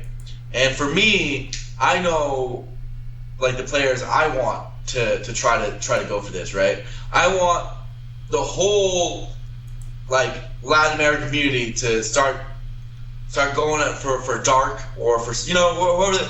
Maybe they can put a few names up there because there's other players who deserve it too, right? But at least his circle of friends, they can put a little social media campaign up, dude. How dope would it be if they went try hard for that? And I think they'd win, right? Or let's say like some Japanese player does it. Like I know there's a lot of Japanese Smash 4 players, especially, who need help to get over. Or if some of the Japanese mainly, like, what if Flash came out of the woodwork and said, I want to go to Big House? How much money am I putting in? How much money would I drop immediately to see Flash again? Because I think that guy's style is way too sick. I think Toad would insta fund it. Yeah, dude. It'd be crazy. So I like it a lot because I always felt like the way we did compendiums before was a little arbitrary. I mean, we did it because for simplicity's sake. Like, we didn't have this opt-in technology yet, right? Like, in a voting system and all that. And so we just let the TOs choose and people donate and all stuff. But this is super sick to me, right?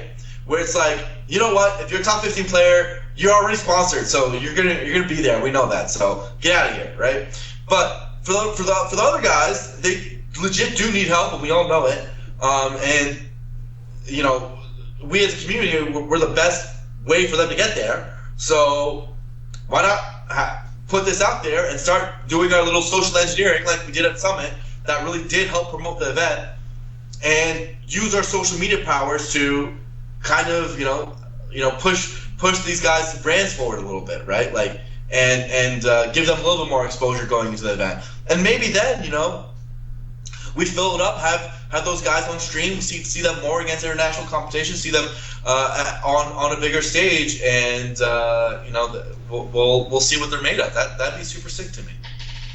I think people want a lot of different players. I think obviously a lot of the Mexican players that we saw at Smash Factor would be amazing choices. I think I already talked about South American players. I think guys like XL Zero out in the Caribbean scene, I would love to see more of them. And honestly, there's players out there who just haven't made the trek yet or haven't played international competition yet, who have been getting results that I have a lot of question marks about. Like, we wouldn't have been making all this fuss about Dark if Astra didn't exist, right? He got fortunate that someone happened to host a tournament in his region, and none happened to go.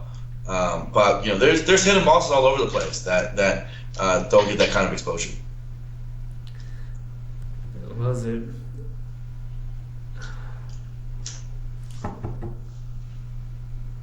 I'm like super out of it.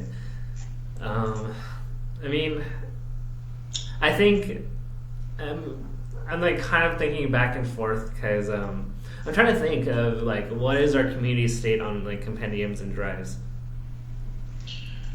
Like, I mean, I think anyone smart realizes that they're dope. I mean, in a sense, are we like fatigued? I mean, I think most people think the idea is cool, but like, are we tapping into like a funding source that will eventually tap out? I think I doubt it taps out, right? Like, it's not like Smashers like are like they donate $50 and they can't donate 50 again in 6 months, right? Like, I doubt that's how that works. I think if you look at it, what's been happening is there's been more funds and more drives, and like whereas when it was first started and that it started really becoming a thing, there was like we focused on one drive for like 2 months, and that like led to really high numbers. But now there's like more of them, but maybe they don't hit as high of a peak.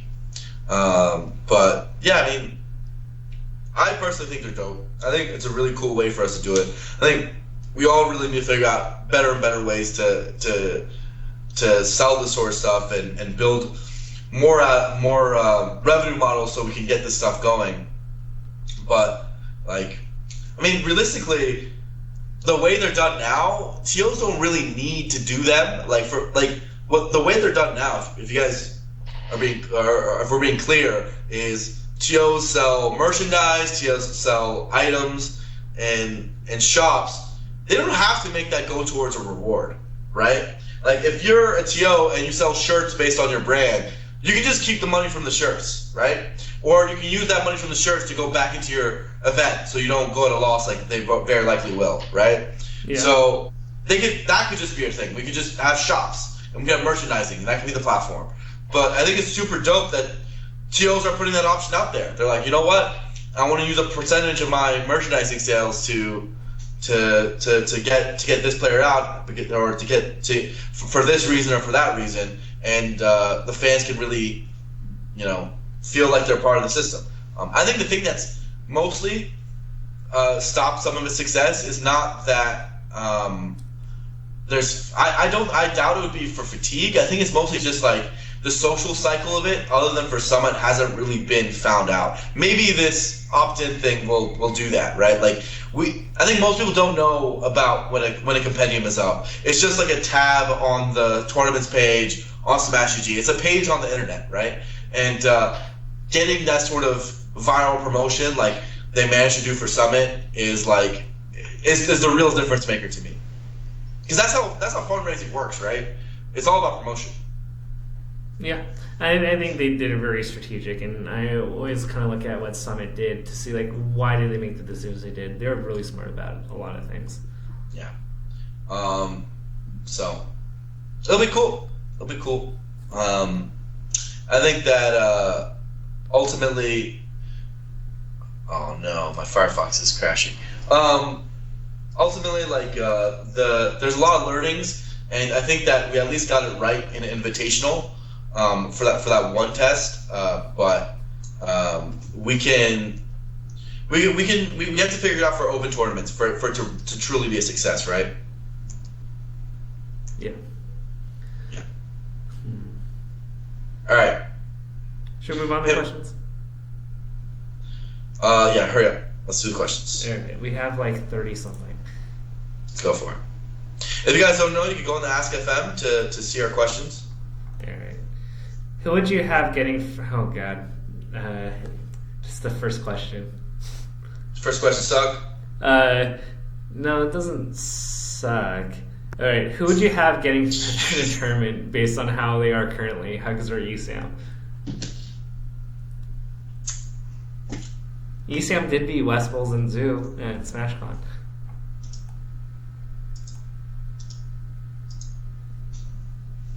All right. Anyway, I'd probably give it to Hugs. Don't make me say it, dude. Come on. I'd probably say Hugs. Yeah, Hugs. Yeah. That's the one, right? All right.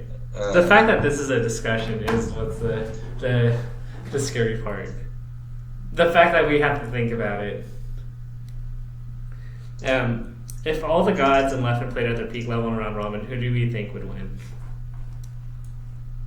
All the gods in Leffen played in a round robin? What, did they say added to peak? What does that mean? Like at their peak level.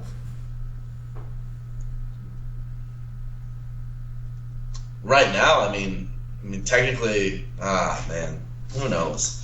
Peak level is what makes it hard. I mean, how much does peak level affect, and how much does one person's pressure affect another player, and how much does a person's not peak level make another player look even better than they actually are? Because it's a round robin. Jeez. I would value consistency here, and I'd probably give it to Armada.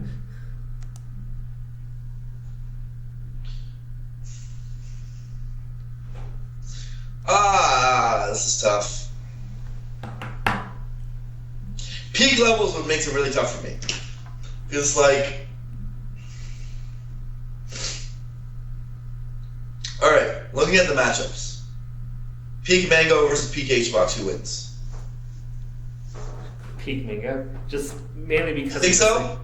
I just think Puff is limited, I'm just literally the thing I wonder if people are going to be picking Hungrybox is literally Hungrybox has to make a strong read to get anything, and who's to say that Mango just makes the solid play for him to not consistently be able to make those reads.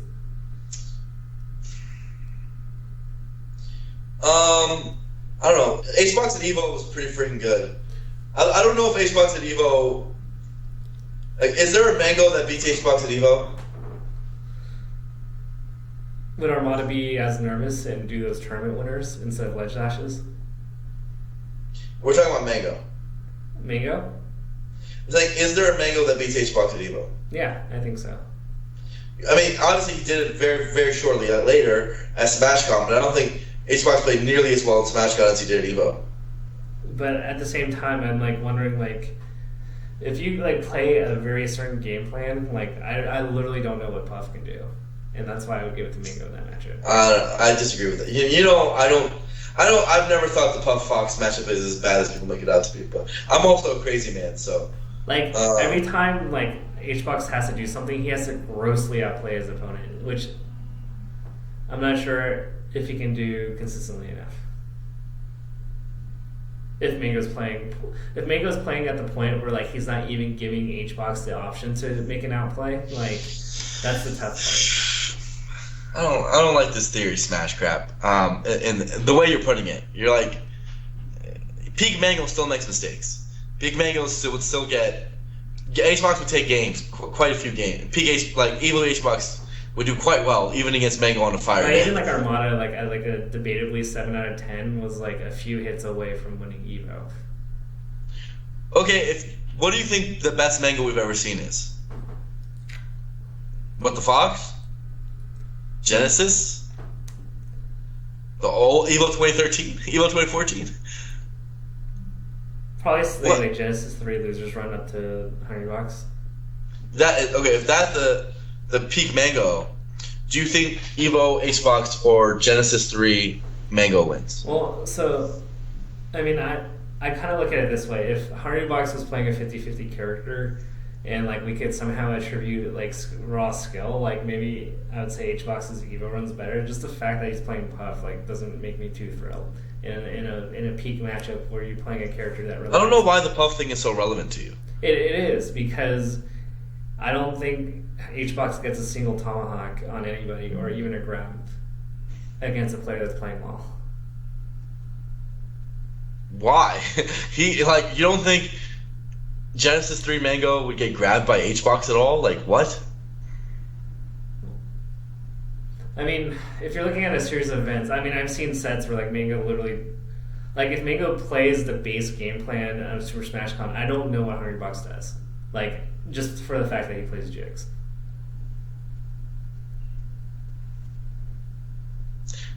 I strongly disagree here. I don't think Mango played so well theory crafted wise that HBox couldn't have won. I strongly disagree on that one. Absolutely. I don't know. I think people in the chat are getting tired of this question. This is a super hard question that will probably take us like an hour to figure out. That's fine. And it's honestly not super relevant in terms of how the game is played today, because this whole peak versus peak never happens at the same time. Yeah, that's fine. I mean, that's the premise I came with, right? Like when one person looks peaky, is it because the other person's like playing bad and making them look better? Or like how does that peak player do when like the other person's fighting back? Yeah. Right? Okay. And those are just hypothetical. The answer is 08 Mango. How much of a performance do you think there's going to be a performance impact by Hungrybox moving to the middle of nowhere? Yes. I mean, his video was a little dramatic. I mean, I don't want to say it was one long John. It's like he loses 2 tournaments and he makes a video about how, hey guys, I moved and now I'm going to suck. It's a little dramatic, but it is also true. It's like Mewtwo says. I love the way Mewtwo says it. It's like, this may be a John, but it's also true. And I think that might be the case here, where it's like, yeah, he's going to do worse because he has no one to play against, man. He's a freaking Alabama. Alabama actually has bigger tournaments than people think. I learned this recently. When I was at What the Fox, I was hanging out with the Alabama homies, and they have like 100-plus man tournaments. So, I don't know. Maybe HBox can play with those guys. Kind of reminds me of the Mango in Ohio situation, although I think Hungrybox's situation is even worse than that. Yeah. At least Mango had a beat. Yeah, like Mango in Ohio definitely. Well, Mango in Ohio was actually 2013-2014 Mango, right? It was late 2013, like somewhere around after EVO to, I'd like to say like spring of 2014. So basically one of Mango's best eras. Oh, that was like the worst. Remember his Apex performance that year? But 2013 and 2014 were good years for Mango. Yeah, but like by the time summer came around, he was back in Cali. Oh, it was, yeah, you're right. The summer is really when he started doing better. Yeah, that's where the talk about summer Mango kind of started. Yeah. But then again, Ohio Mango did beat Big Ass 4. Some people in Alabama take your shot at HBox, man. Someone drive over and play with the kid for like a whole day or something. Give him someone to play against. He needs someone to play against. I'm pretty sure that video was a cry for help, man. Was that video a cry for help? He's like, someone in Alabama, please play me. He was basically saying that. So I mean, yeah, I think we might see a little bit of a dip. I also like we've seen in Smash history where that hasn't necessarily always been the case. Like, the HBox is so good, he could just still be the best, during this. Because he's only going to be there for like 3 months, right? And then he's going to go to Chicago. And last I checked, Chicago has a great scene. So he's going to do really well there. Yeah. And, like, what tech school does he really need to practice? No offense to, like, Pup. Yeah, I mean, sure. I mean, I guess SDI here and there. SDI, I think, like, people underestimate aerial drift. I think aerial drift is really hard, especially with Puff. Yeah, but it's something you can practice on your own. I don't think so. I think the spacing of it is what makes it hard. And like an active match. That's true. There's shield dropping. You still got to do that. He's got to get edge guards and be accurate. I don't know, man. Puff's hard. I never subscribe to this line of logic. Everyone who says Puff's easy usually has a garbage Puff. So. Yeah. Hey Blur, I met you at DreamHack. And you got really hyped over my kebab, which is cool because I was also hyped about my kebab, but mostly because I was drunk and hungry. This isn't a question; it was just cool. Sup, homie? How you doing, dude? I'm Kebabs pretty are sure dope. you know who that guy was. I have absolutely no clue what it is. Kebab is dope, man. All right. Do you think Leffen's Mewtwo is tournament viable? What does viable mean? Is he gonna win a tournament with Mewtwo? No. I don't think so. But to be impressed, he did top 8. He might be a top 40 player, 50 player with Mewtwo. Top 40. Yeah, for sure. He's that good. That's amazing. Just let that sink in for a second. He's that good. And it's not like he's been playing it for a long time. If he went a whole year with Mewtwo, he'd probably be even higher. That'd be funny if that was his counterpick to Samus. Mewtwo does pretty well. Dude, he can get he can outthrow Samus early, right? Yeah, right. And he could like teleport cant and do some shadow balls. I mean, I think he gets crouch canceled pretty badly, but what if, guys? What if we lived in a world where Mewtwo Samus was like both people's best decision to win? It's like SJ versus Westballz, Sheik versus DK all over again. That's so funny. In theory, in a theoretical tournament that has every player attending, which of the following players would you bet on to win it if you had to choose? SFAT, Axe, Westballz, or PB? SFAT. What about you? I'm trying to think. I would probably give the SFAT, given he's had the best chances against the people that are going to matter the most. My next pick would be Wes. I think the one I don't pick is PP. I know everyone in chat saying PPMD Craigasm. Are we going to get Battle of the Five Gods PP or... Guys, it's been too long. Melee's hard. You can't... he's going to... Hopefully when and if, and hopefully he comes back, it's not going to happen. I don't think it's going to happen immediately. I'd be shocked. If it does happen immediately, then praise be. Kevin Nanny is a god. But you guys shouldn't be surprised at all if it takes him at least a year or more to become truly great again. Yeah. I mean, he hasn't even been in practice, in theory, right? For a year. Yeah. What would it take to justify Mango being number 1 at the end of the year? Does he have to win out? How much do losses to non-gods matter if he manages a winning record against every god by the end? So we mentioned there's actually more data points than we thought. So there's Canada Cup, DreamHack Winter, Big House, and Smash Summit, and maybe Dome Park in the Grass, right? That's 5 I just listed? Yeah. I think if he wins out, then he probably has a good... If he wins out, then he'll probably have a positive record on everybody, right? I mean, he has a pretty positive record on Armada. He's 8-9 against Hungrybox, positive on Mewtwo King, 0-1 against Leffen. Yeah, so I think if he wins out, he'd absolutely do that. Then he's. I don't think he even needs to win out. I think if he wins out here, he'd go to 11-8 against Hungrybox and 8 or 9-3 against 8-2 against Armada, and probably have some wins on Leffen. I think it's really hard to make a case for the other players, considering if he wins Smash Summit and DreamHack, he has 2 significant wins under his belt and has winning records against everybody. It's hard to. It becomes more and more hard to argue for other players, especially Armada even. Yeah, so I think if he wins out, he definitely does it. I think if he wins 4 of the 5, he probably still does. If he wins 3 of the 5, he doesn't. Yeah, 3 out of 5, we actually have to see how it plays out in the other 2. Yeah. If he gets second in the other 2, no, it's even still I don't think so. He would of those, he'd also have to win Big House because that's the biggest one. But the thing you have to really kind of put in consideration that second half of July to December is still almost half the year. And Mango's definitely been Mr. Second Place in most of the events this year. And if he turns those seconds into a lot of firsts at 2 super huge events, I think I have to give it to him. But that's not easy. That's not a walk in the park. Yeah, there's still. I mean, we're still in September. There's still 3 months left, so he's got some time. Yeah. There's still September, October. There's 4 months left. What were some key differences in Swedish versus Mewtwo at Shine compared to their sets at Smash and Splash? The chain grabs and SNS really do enough to net him back-to-back set wins that he can't replicate without. Well, Mewtwo also won at EVO, and yeah, Mewtwo's good.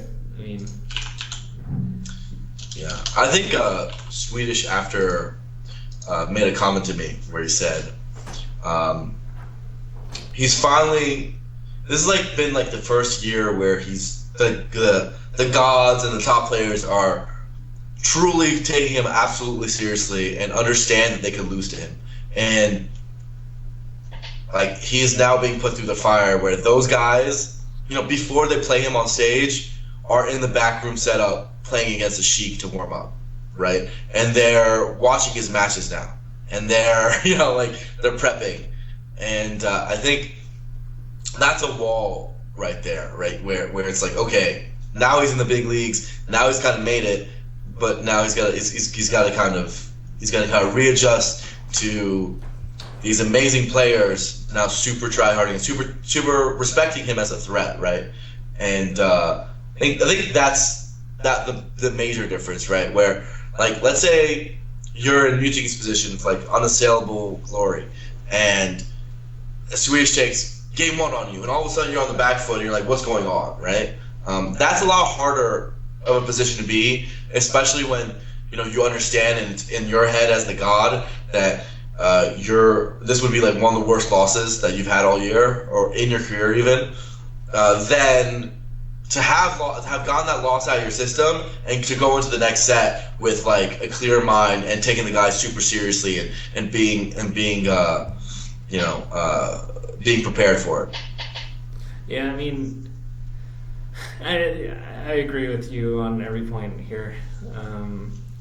When you put a person on notice, they're gonna go the full 9 yards on you the next time.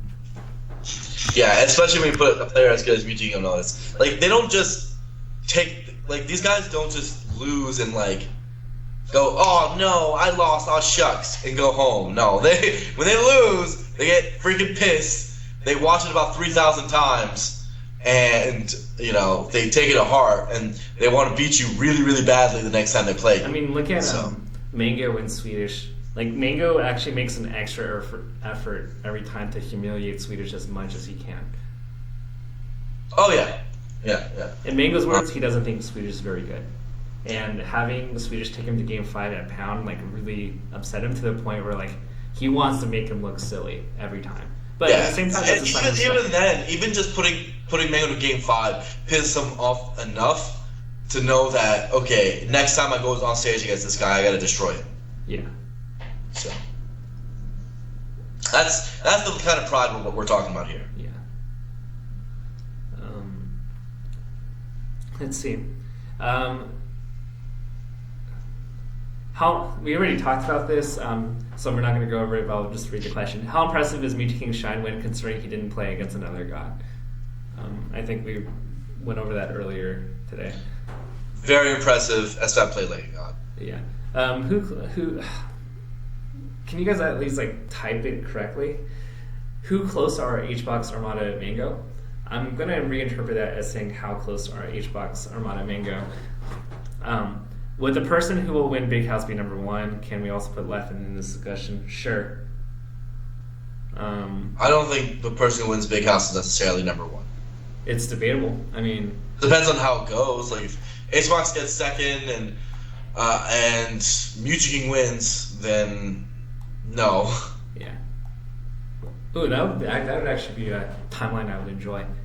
Ooh. That'd be a weird timeline. What a world. Mewtwo wins every Big House that's a multiple of 3. Let's go. Let's go.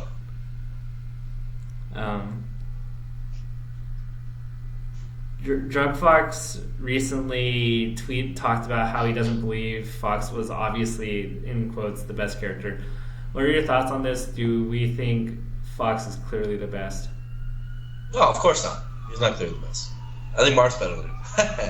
But like, forgetting my opinion, I think that this new generation, like, it's funny because like tier list discussion used to be such a common thing in Smash because we had Smash Wars and we had this big sticky tier list thread that was always moving and always moving forward. Now Smash Wars still exists, by the way, and that thread still exists, but it's a little bit less active than it was before. That Smash Wars thread, and like less top players posting it. But I think what people take for granted is that like many top players don't think Fox is the best. Because there's a large portion who don't. In fact, if you take a poll of even the top 5 or 6, Mango was Marth at number 1. Mango has Marth number 1. Mewtwo has what, Falco still? Falco? I think not. He does have Falco, I think. He did like 2 years ago on his Event Hubs piece. I highly doubt he still thinks. No, I actually think he does because I talked to him about it like. Oh my gosh. He just thinks people suck. So yeah, I think he still has Falco first, and then Armada has Fox first, but he also has a really high opinion on Marth. And then what's next? There's Fox. HBox has Fox. HBox has Fox. PP, as far as I know, he likes Marth a lot, but he also likes Fox, and he basically thinks like the top 5 are like even.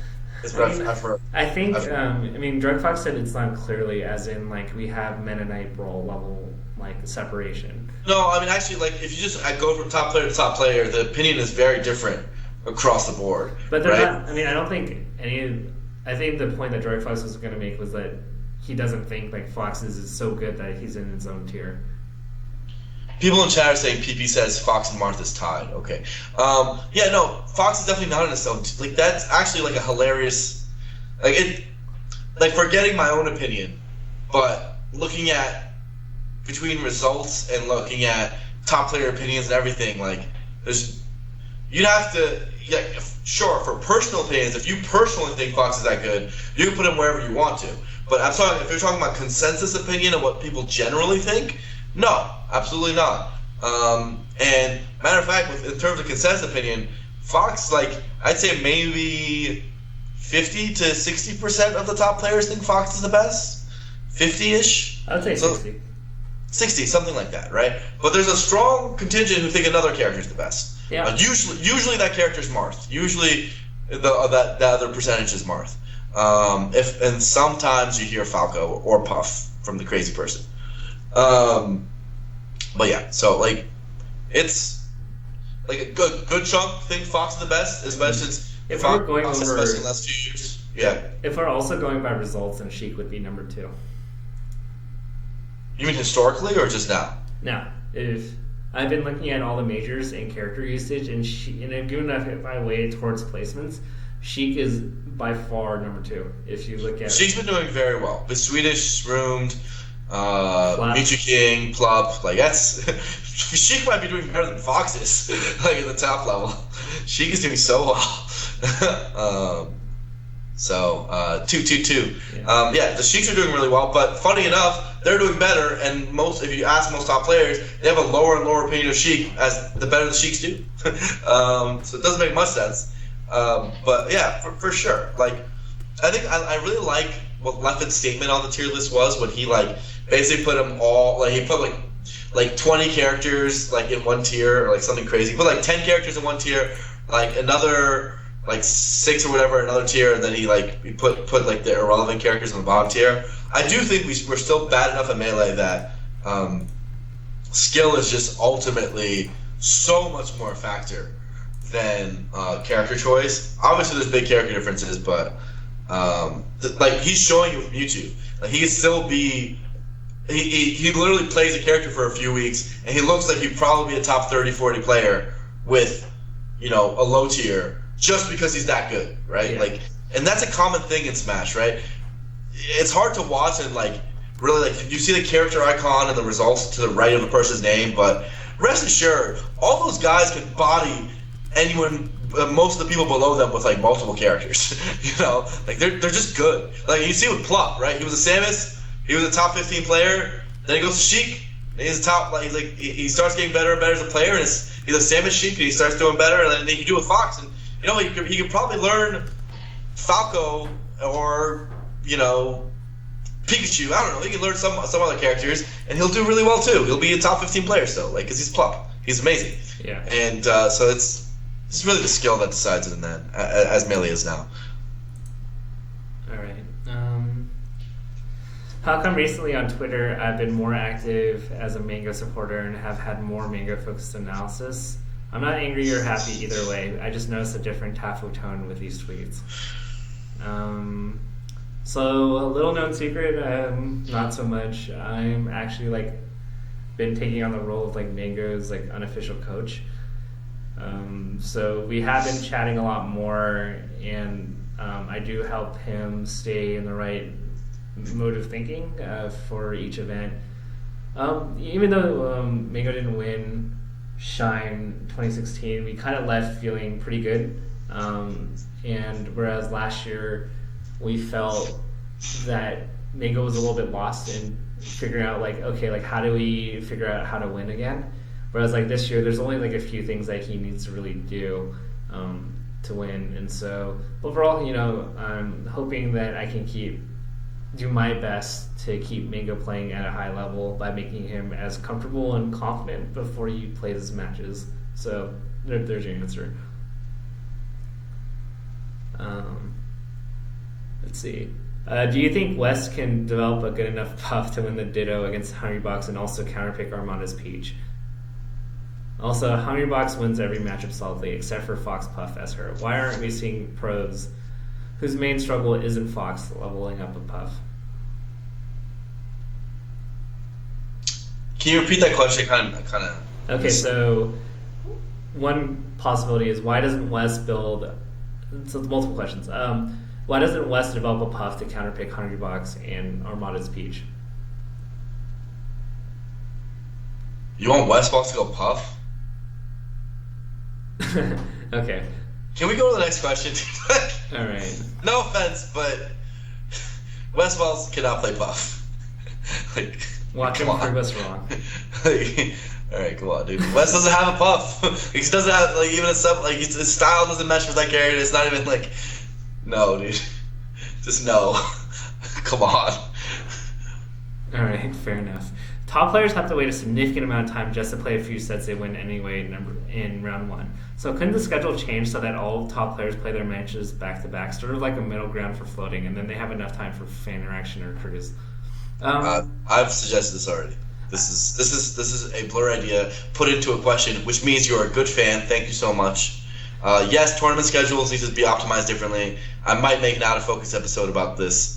I was thinking about maybe doing that for next week. And a lot of pool captains will kind of have a secret agreement to prioritize them to get through winners finals as fast as they can.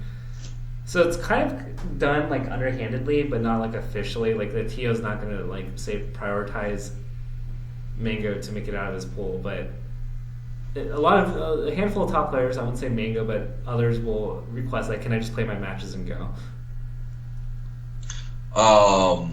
Yeah, I mean they usually do that. So they usually do just play out their matches, and it takes them Mango on his pools really take him 25 minutes, max, because he has to wait for the other. It's not his matches that take 25 minutes. It's he waits for other people's matches to finish, and then he's out of there. But that's not the thing that should be optimized. What should be optimized is we should be rolling over from round one into round two, and using that for content schedules. Yeah, I agree. One thing I really love about Plup's Fox is how he stayed on the ledge and threw out super late bears to stuff all of Mango's mangles at Shine. How come other top spaciers don't do this? Staying on the ledge is super good against almost every character's recovery. Why isn't it more popular? Probably because it's scary, man. People are still not actually that great at knowing their invincibility timing. I think the bears are great. I agree. Fox's bear off the ledge is one of the things that make him so good. And yeah, it worked out. It's a good observation. I mean, I think that's you play another main and you implement it into Fox. So definitely a Samus Sheik kind of thing that he does with the late bears. Yeah, I mean, he does that with like Nair with Samus and both Nair and Bear with Sheik. So I think it just kind of carried over, right? What is your opinion on Hungrybox's performances in his last tourney, or in his two last tourney? Is he burnt out? Has he lost a little of his will to win since he has reached the top, like Armada after his 2015 run? Or is him finishing second and fourth not something you would consider bad? No, I consider it bad. I mean, we're supposed to be the best in the world. You don't get fourth. Absolutely, I consider it bad. He lost to players that are ranked below him, so he would consider that bad. He goes into every tournament trying to get first, and justifiably so. So, absolutely consider it bad. It's not enough to knock him off being first right now. But, I mean, if he loses Big House, he's probably not first anymore, right? Yeah. I mean, he's had 3 like meh performances around EVO if you really think about it. What the Fox, where you finished 5th. Actually, I still don't know that. Even if he loses Big House, he might still be first. I think by default, you still have to kind of keep him. I mean, when you're on the throne, like it takes a while to get you off. It's just like people haven't. The other guys haven't been doing enough to like take him off either. Like, yeah, I agree. So it's maybe if Smash Cont and Shine were both won by the same person, maybe he would be kicked off his throne, but they weren't. So he still got it for now. Maybe he has a lack of motivation. I can't really read his mind, but I do think he's kind of stunted by, like, maybe there is a part of him which is like, dude, I won EVO. I did what I needed to do. I know I definitely saw it in him after SmashCon, where he didn't look like his loss at SmashCon. He kind of took it in stride. It was like, I lost SmashCon, but I won EVO, so whatever. He's like, I got bodied, but I won EVO, so it's whatever, man. Yeah. And I don't know if that's the healthiest mentality. And similarly, I think he might be in a spot where it's like he's accepting the situation he's in, where he's in Alabama, and maybe he's going to take a back foot. He's going to slide down a little, and I think that's a dangerous road if he is thinking that way. But I'm not so sure. I mean, if Mango wins the next 2 events, although this is a really biased sample that I'm totally manipulating, that means Mango would have outplaced Hungrybox in the last 5 out of 6 events if he wins Big House and Smash, or the next event after that. Yeah, which is. It is an argument, to say if Mango's outperformed him in 5 of 6 events since July, in theory, then it makes it a lot harder to kind of say HBox is definitively number 1. Sure. Now that doesn't mean HBox still doesn't get number 1 for the year, but it does mean that in the current power ranking, it would probably put Mango up to number 1. Yeah, but. Once again, Big House, it's not a walk in the park. I mean, that still demands a lot. So whoever wins Big House, that is a big accomplishment. Yeah, absolutely. Let's see. Are VIP rooms necessary? I think only a top 8 warm-up place is important. If players want to take a break from their fans, they can just go back to their hotel. Yeah. I mean, I think I agree with you. I had a 31-minute video about this, bro. You should watch that. Yeah. No offense. Watch the video, man. Out of focus. Hot new series. Yeah. Last week, you guys went over some of the problems surrounding set links. What are your thoughts on lowering the stock count and/or time limit instead of playing best of 3 to save time? IMO 4 stocks plus 8 minutes is an arbitrary distinction that has no bearing on actual gameplay and is unnecessarily long. It may be arbitrary, but it's what we got, bro. We're 15 years in, we can't change stock numbers. That's the real talk. Yeah. I think if this was 2003, we may have been able to change it, but we've had this for such a long time that it makes interesting dilemmas. Then if we change it to 3 stock, for example, how do we make comparisons to 4 stocks and context? It's kind of like if you change NBA basketball to 10-minute quarters instead of 12. How do you gauge scoring champions and who was really better, and it does change a lot of the historical. And you see it in sports, right? The longer a sport goes, the harder it is to make a change. In the early days of the NBA, they could add a 3-point line, they could add a 24-second shot clock. They can make functional changes to the game, and it's okay because it's a new sport, so people are okay with it. But if they did a change like that, like if they made the shot clock 20 seconds now, people would have a riot, right? Like the changes they did in more modern eras, like hand checking, while important, aren't nearly as influential as a shot clock or a 3-point line, right? And I don't think they could make that kind of leap at this point because the rules of the game are so set. And Smash, yes, we're not at the point where we're absolutely super stuck with what we have, but one thing we are stuck with at this point is stocks. Like it's so fundamental at this point that we can't change it. Like 4 stocks is what we got. It's part of what Smash is. 4 stocks. Part of what Melee is, at least. Let's see. Do you think it's possible for players like Plup and SFAT to break into the top 6 like Leffen did? Would that be a huge motivation boost for the other top 20 players? So I guess this is a 2-part question. Do I think Plup and SFAT, I mean, they're so close. Like, I think the only thing that's putting them apart is consistency. I mean, that's what makes the Big Six the Big Six, is their consistency. Yeah. I mean, they have a little bit of way to go. I think those guys, it's always hard to say, like you said, there's the Westballz that burn bright, right? And not to say that his time is gone, but I think I still have a lot of faith. I think the era of the gods is slowly waning. It's happening. I think we all know it, and we all know that it's probably only going to last for maybe 1 more year max. But there's just the competition is too high. People are going to catch up, and they're catching up. It's happening. Yeah. And those guys are the first ones to really do it.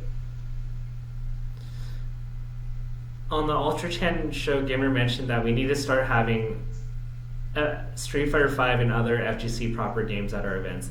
When do you think this will start happening, and do you think it will help relations? No, I don't think we're going to do that. I mean, Apex did it for a little bit. They did. I don't think they should want it either, really.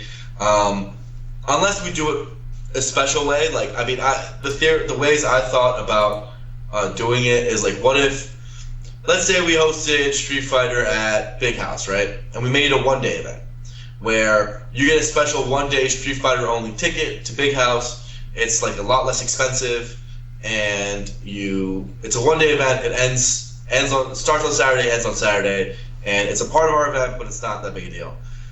What does it really get us? It gets us a little bit more revenue, small amount probably. That sounds like it'd be like 100 to 200 man tournament for Street Fighter, where it gets the Michigan people out, right? And they at least get to be a part of it. So that's cool. I'm not sure if that's worth the logistical strain that it gives Big House. Like, I'm not really sure who wins here, And the reason I say that is because, okay, what if we did the full thing where we went all out and said on our Sunday we add Street Fighter and we have a full 3-day event and they're super included. I have a worry that what we'd give them would be very similar to what they gave us at some of their majors, right? And why we stopped going to their majors in favor of just started going to only really EVO and CEO, right? It's because it's high. It's the price is high, but you're not getting the same experience as you would for one game than the other, right? Like, we didn't get the same experience. Like, we didn't feel like the $70 entry was worth it for us because we weren't getting the same experience as Street Fighter was when we went to their events, right? We weren't. It was like a 40-man tournament for us, and we didn't really feel like it was worth it in that. And if they come in and they feel that their 40-man tournament inside our $70 entry tournament, I feel like they'll feel the same thing. So I'm not sure how to really do it accurately. Like, it's unless like an event wants to go super hard and fly Street Fighter players out, like make a pitch that they should be a part of the Capcom Pro Tour, and like really make it a main stage part of their thing. Then they have an edge. But for the most part, I don't think Smash shows want to do that. I think they mostly want to host Smash events. And me, as a selfish Smash guy, I feel like our Sundays are packed enough as it is, and we're having a hard enough time making a good content schedule. Adding more games, switching into what the cluster crap that we already have, it would probably make our streams really frustrating to watch.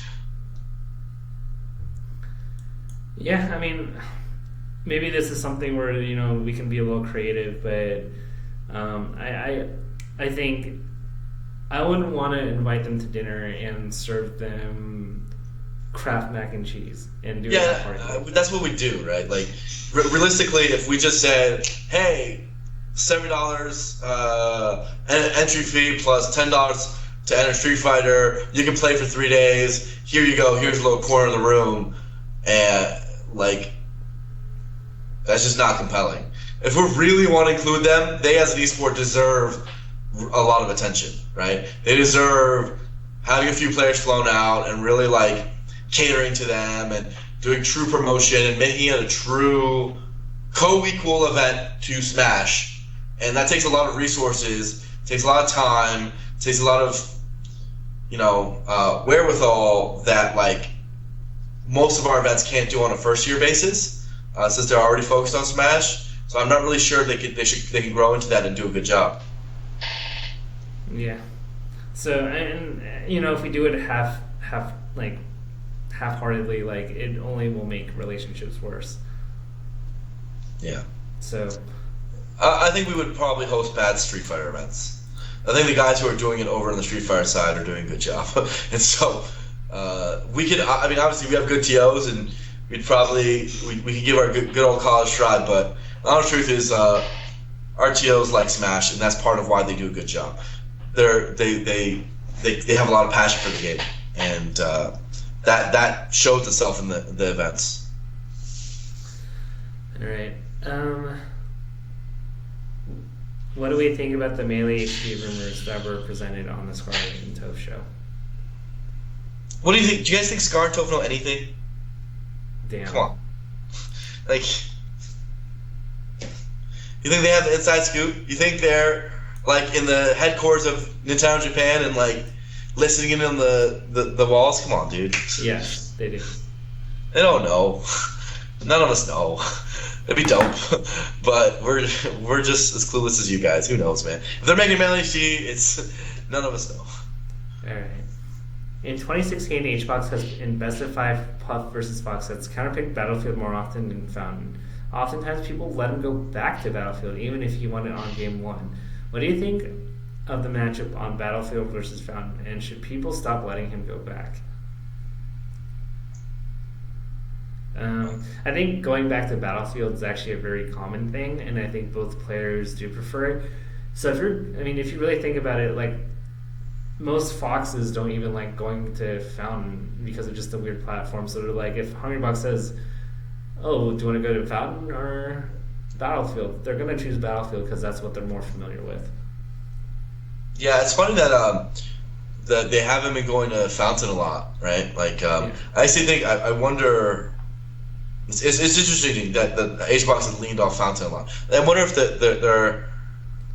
there's a lot of numbers to back that up, and I bet there are, right? Like he just seems to be better on Battlefield than Fountain.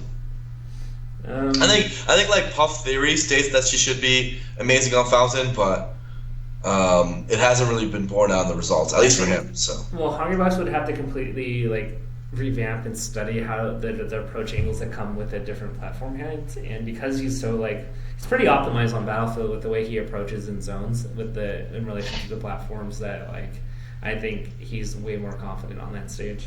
Yeah, I mean Fountains again. I like to say this is the freestyler stage. It's the stage where if you're super creative, if you're not the type who like does the rote combo strings or setups, or if you're not a setup based player and instead you're more of like a freeform player, Fountain's the stage for you. And a lot of what HBox now does is very scientific, where he like does his top platform move or side platform movement, or he approaches the top platform a specific way to get players off there, or he does corner pressure a specific way, and he'd have to find Fountain specific strategies to do those things just as well, and I don't think he has them quite the same as he does on Battlefield, which is more of a standard stage. Yeah. Due to restrictions on stages that are legal for tournament play, much of Melee's superb OST official soundtrack goes unbroadcasted. How do you think the viewing experience might be changed if by 20xx's random music option? Should anything be changed? P.S. Blur, say hi to your coworker Steve Lynn for the TF2 community. Oh, Steve Lynn's my homie. Yeah, shout out to the TF2 community. They're big fans of Melee too. So I love those guys. Mango plays TF2 sometimes. It's cool. TF2's a dope game, by the way. Super, super cool game. Well, the question was, I got sidetracked with the last part. Soundtracks, like, can we add other songs from other stages to the ones that... I'm not super hot on that, me personally, but I'm a purist. Like, I don't want to hear Hyrule's music on Battlefield. It kind of makes me feel icky. There's something about it that I'm just like, this is wrong. This is wrong. And this is not my Melee. And maybe I'm an old man, but I don't really want that to happen. All right. I like things vanilla. I'm pretty boring. I think also you have to kind of deal with licensing issues where, like, if you're an official Nintendo event and you get Nintendo's blessing, they literally have to approve everything. Yeah. So there's a really interesting question in chat that says, if Nintendo hired 2 professional smashers to consult on Melee HD, who would you want them to bring on? What do you think about that? For game balancing, I would definitely want Mewtwo King. What? I don't know. I'm being fishy. No, please no. I'm being kidding. I'm literally kidding. Okay. I would want Dance Alotto.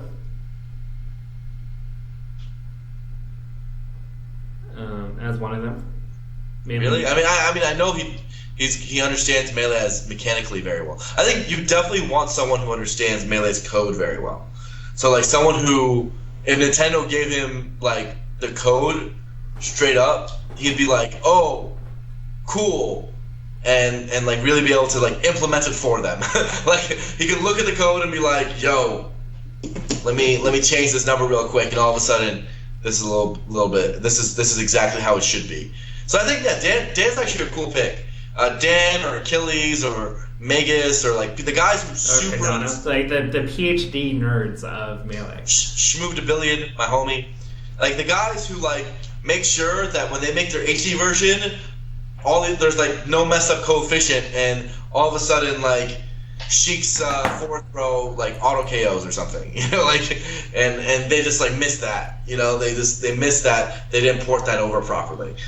So yeah, you're right. I would absolutely want someone who is meticulous enough to make sure the port is like perfect, right? Perfect, and someone who would tell them to not make ridiculous changes like making, you know, making really large balance changes or things like that. Things that we don't really want. The only things I would really want are like Battlefield ledges. Really? You want? I don't care about that. I mean, like, I don't want to change any of the gameplay. I always go back and forth on this. I usually don't want to change gameplay because I don't trust the people making the changes. So I err on the side of let's not change anything. Melee's beautiful. Don't be ridiculous. But there's a part of me that thinks we know enough 15 years now to know that there's certain changes that would make things slightly better. So maybe I'm wrong. And then the second, so Dan's really good. And then, what's your second? Can I say mine before you say yours? Sure. I would actually want a game developer who has esports in mind. And the reason why is I want all the peripheral features that make a game good for esports. So, like, for example, Dota 2 has full APIs. They have a really good replay system, and I want all that to be implemented. And I view... So who's your second? Give me a really good Dota 2 developer that decided on all those implementations. Oh, you're saying not a Smash person? I don't want game balance.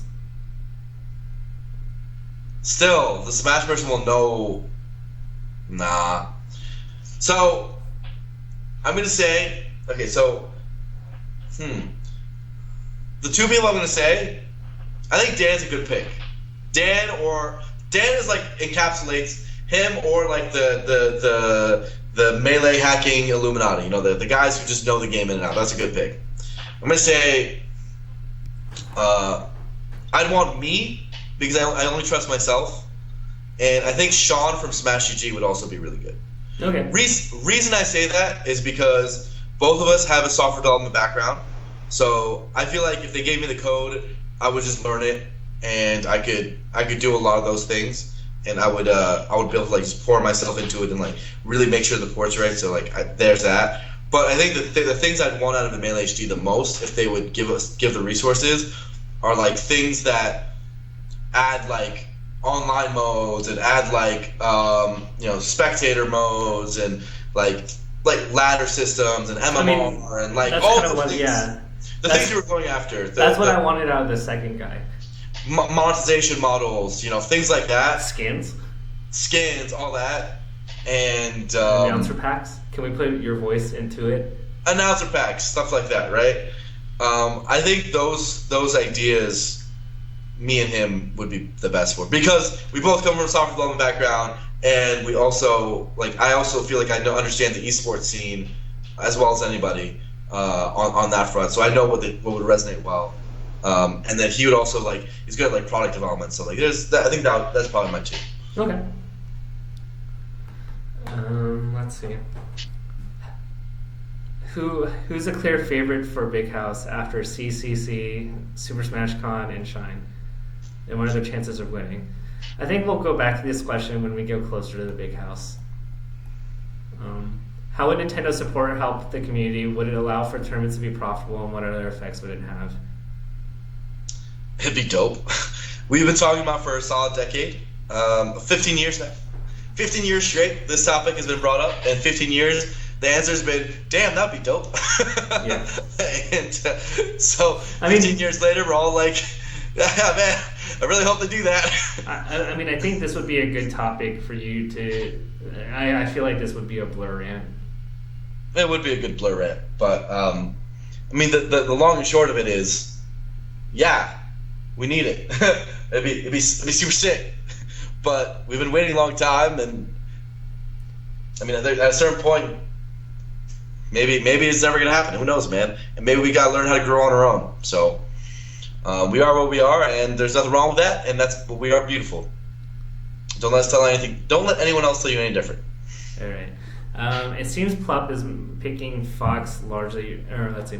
A question for the magnificent Blur.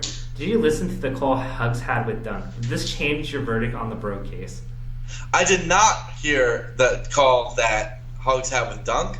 I would need to hear that in order to make my judgment as the Supreme Court Justice of the Bro Code.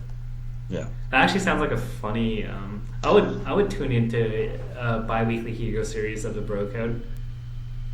Yeah, that'd be dope. I think that's really funny.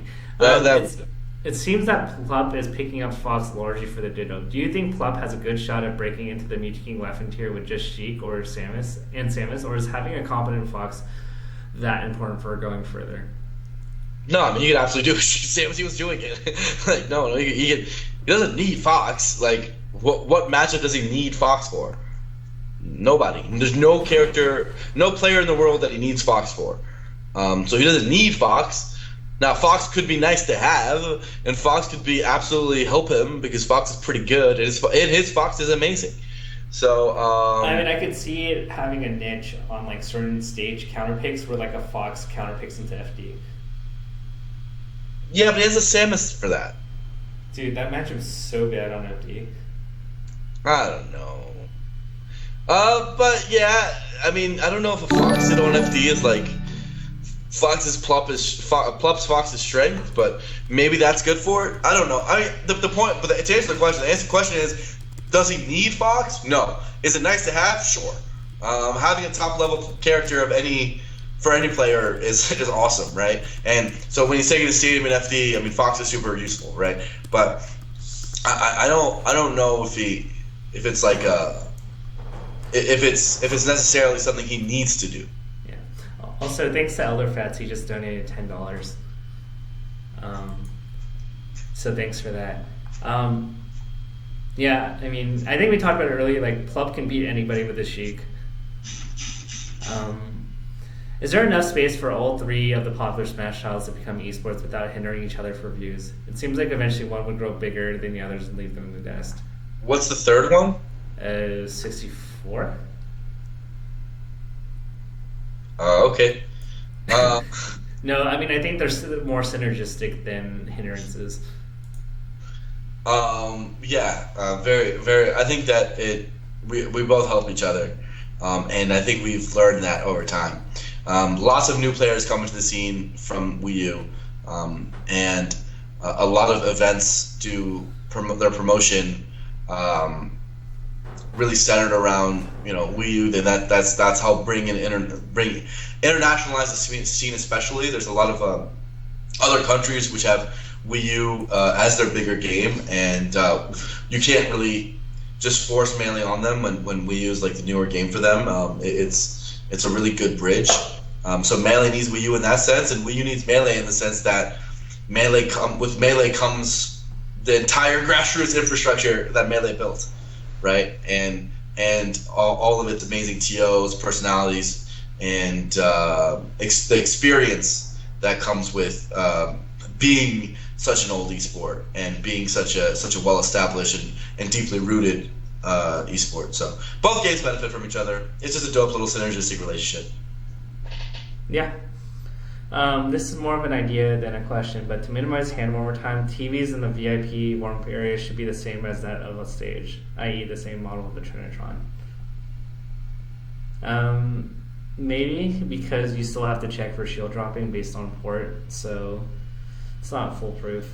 I mean, all the Smash Ball TVs, which are used for like half the majors, are Trinitron, so that'll be the true there. But unless we make Smash Balls all across the country, which could be a project, like we can make a Super Smash Vault, #Super Smash Vault.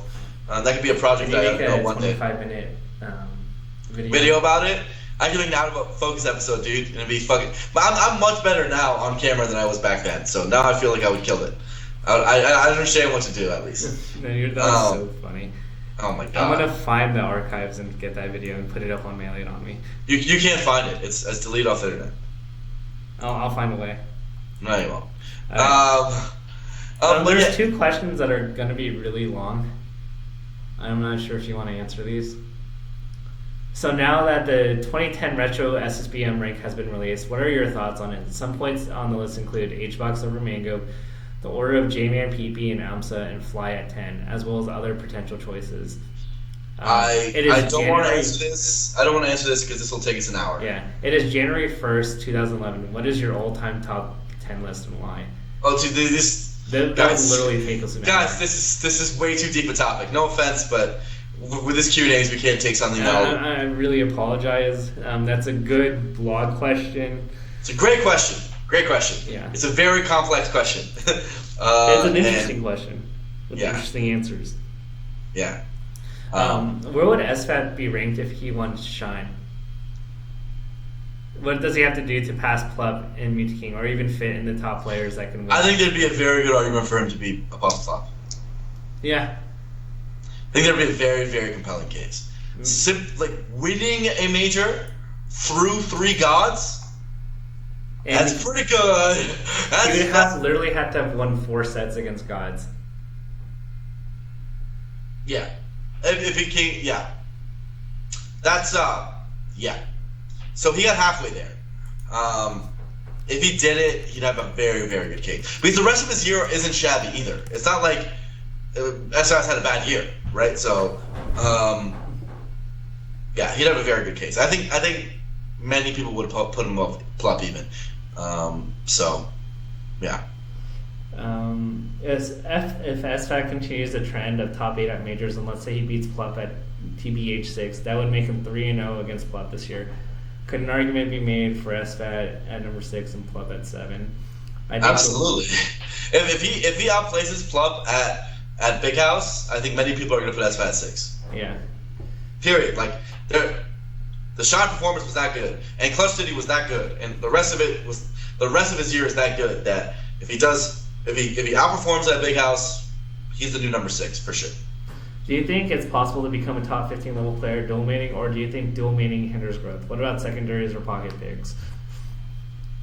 In my experience, I think dual maining hinders growth. I think playing one character up until your like top 20, 15 has been the best strategy so far as we've seen it, because like most of the time people when they grow up as a dual main, they use their secondary as a crutch. Like they never really learn the things they need to learn to get better as a player, to really and overcome those sort of hurdles, because they just use the secondary instead, and then their secondary gets exposed once they get to the top level. So it usually, I think that one is the best. But having said that, I do think that it's very important to be really good with a lot of characters, or at least be competent with a lot of characters, and have one main on your way up, right? So let's say you use one main and one player character for in tournament up until you're like top 15-ish, and then you can reevaluate things after getting there. But you're still competent with other characters, so you understand their options, you understand what they're going for. I think that has at least proven to be the best formula so far.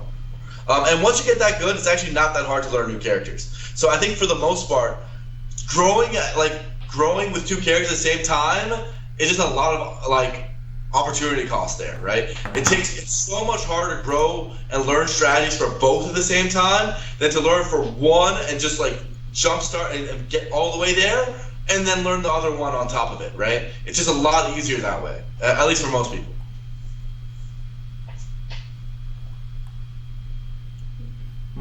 I think if you can't win your matchups and you're not top 15 level, then that tells a lot about you as a player.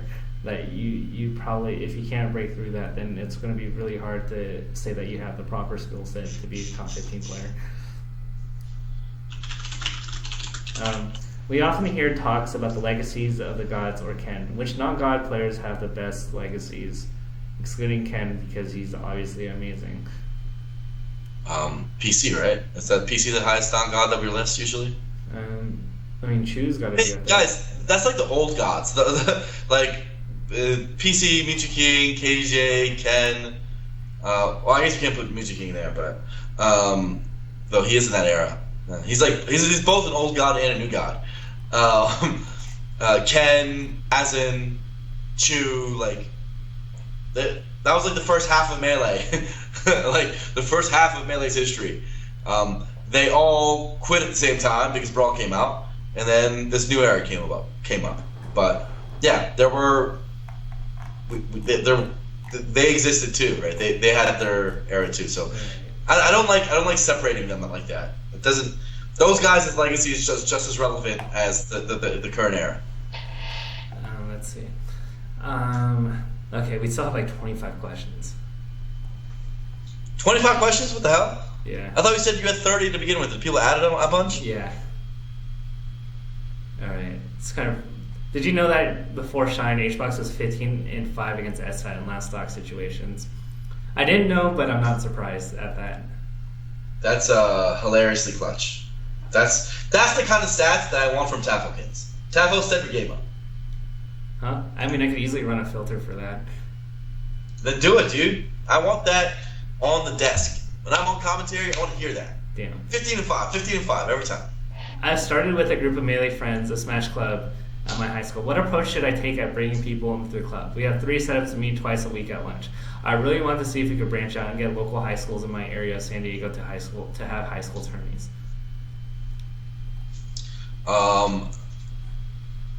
How do you make your Smash Club bigger? Advertise it within the school. See if there is any student orgs that are willing to help you out. Get sign-ups. Start doing stuff with the greater community. If you're collegiate, I think you said high school, but if you're collegiate, absolutely participate in TMG. There's some high school Smash stuff popping up, like in SoCal we have something. Do crew battles against other schools, and that kind of like hypes things up and see if there's any Smash clubs in your region to go and practice against. But bunch of cool little ideas. Host a tournament at your school, that helps. Host a tournament like in-house tournament. Maybe do a weekly, maybe do a bi-weekly for only people in your school. Stuff like that, man. Let's see. I think if you can connect it to LA high school Smash community, because LA runs like monthly high school tournaments at the MAM venue, and they do an overall pretty good job at integrating. I think it just really comes down to finding people in other high schools that are equally motivated as you to see Smash grow, and then like finding a venue or working with existing TOs to create high school events. Definitely takes work, but I think it's doable. When I talked to Trees and Ellen at Shine, they both liked our yearly series, but heavily disagreed with me putting Court at number 3 for 2008, despite there being no empirical argument against them there. How are we supposed to rank an era where results can be disregarded? LOL. So, as a caveat, like, you have to also realize the tournament landscape. I mean, Blur mentioned this in 2010 versus like now. Like now, there's so many majors that like you can go off of empirical data, but when your data and sample size in a year is literally like 3 sets, and like in total like 20 sets out of the entire year. Like the top players have seen each other in hundreds of sets, and they used to play a lot outside of tournaments, significantly more than when you would see in tournaments, because there weren't major tournaments very often where like they played each other all the time. So it's also kind of really hard to justify rankings when your sample size is also really small. Oh yeah, and I think that like in that era, especially, yes, sample size is an issue, but people use like things like money matches, friendlies, local, like just like how people play. Like that's how a lot of people evaluate the game, right? So in that era, it's true, Court wasn't thought of as 3rd or 4th best, but also there was a much discussion about who was 3rd or 4th best at the time, because the year you're talking about is the post-Brawl year, and for the most part, there just wasn't that much active discussion about competitive Melee. We were mostly focused on reviving it in the first place. You know, it's kind of like right now with like Brood War, it's starting to revive, and there isn't super active discussions about who the top 10 players in the world are. They're starting to be, right? But in the time that it was dead, it's not like people really like made lists about who's the best, who was the best in Brood War when all of the guys quit. You know, now they're starting to come back, and now they're starting to make the discussion again. But yeah, in 08, if you ask a lot of people in 08, they would say, man, if Ken picked up the controller again, he'd be the best again. You know, and there'd be kids like that. So yeah. The public perception was weird at the time. And at the same time, because tournaments weren't as big, when they did get together, like they would play each other for hours. And you literally had top player privilege setups where it was just like 3 of the best players in a tournament just playing like 2-hour sessions. And yeah. You can watch and you can kind of see this in Mewtwo King's posts very often, or even like Mango's, and like a lot of the top players, they evaluated each other based on the 2 to 3 hours they had with each other to get a better idea of how they played, as opposed to just like one random set they play like in 6 months. Yeah, so that was used a lot. For the most part, people didn't consider Court that high, but his results were really, really good, so maybe they should have. Do you think, in your opinion, even if PP returns, how likely is that his Marth Falco are able to compete against the top 10? Since post-Apex 2015, he's looked poor against the other gods, and other top players were very close to taking sets off of him. I mean, I don't like to be a skeptic, but I just think that it's been too long. It was already shocking that he went to Apex 2015 and won it, considering he was already on a hiatus there. But make no mistake, during PP's major periods of activity, he wasn't he wasn't always a hermit, guys. He wasn't always like a guy who had big periods of inactivity. Even before we figured out his health issues, right? Like, it's not. I think if you just look at the history, like from 2010 to 2014, he was a super active player. Like he went to tournaments all the time, every weekend, right? And that was during his rise. So it's not like this is the way he's always been, and he's just a magical being who could get better at Smash without playing. I think it's mostly that he was so good in 2014 that he was able to have, use his residual skill to still win a tournament in 2015, a very big tournament, and play very well. And now it's been a really long time since that Apex, and he would need some time to get that skill back. So for the most part, I think if he comes back, he'd probably be a top 12 to 15 player, pretty clearly. But he wouldn't. I'm not sure if he'd be top 10 immediately. I don't know if you disagree, Tafo. And once again, I think it's like our biases to see PP do well is what makes us inclined and fond of the good experiences we have. But like the last showing it's a big debate of like whether we see the PPMD that floundered at Big House or at Five Gods, or the one that like has just been doing okay. And which one are we going to see? Yeah, I mean, I personally would be shocked if he could beat Plup, Wes, SFAT, Axe. Like, I'd be shocked. I don't know about you, but I'd be shocked. I think you can probably beat SFAT. I mean, maybe beat is the wrong word, but consistently outperform on like his first or second tournament. You know? Like, I'd be shocked. Now, I think he'd still be extraordinarily good. He'd probably be like ranked, again, 10th to 12th, something like that. But those guys, they've made enough progress that I think he'd just be too rusty to immediately come back. But maybe I'm wrong. Maybe he's just such a god, he's going to come back just like he did Apex and win a tournament. Because he's friggin' PPMD. Yeah. Do you think anything has to be addressed to the community as leaders about situations that have currently put players like Mike and Gravy into retirement? I mean, I think we've done a few episodes, and we've pretty called out a lot of, I guess, the negativity that goes around them. Yeah, I mean, people need to chill out for sure. I think it's on us as community leaders to at least be right with the messaging, and I think that though, like many players are new to branding to themselves, and maybe they don't even want to. Like maybe that's just not a thing they want to do, and that's their prerogative, that's their right. You know, I know definitely.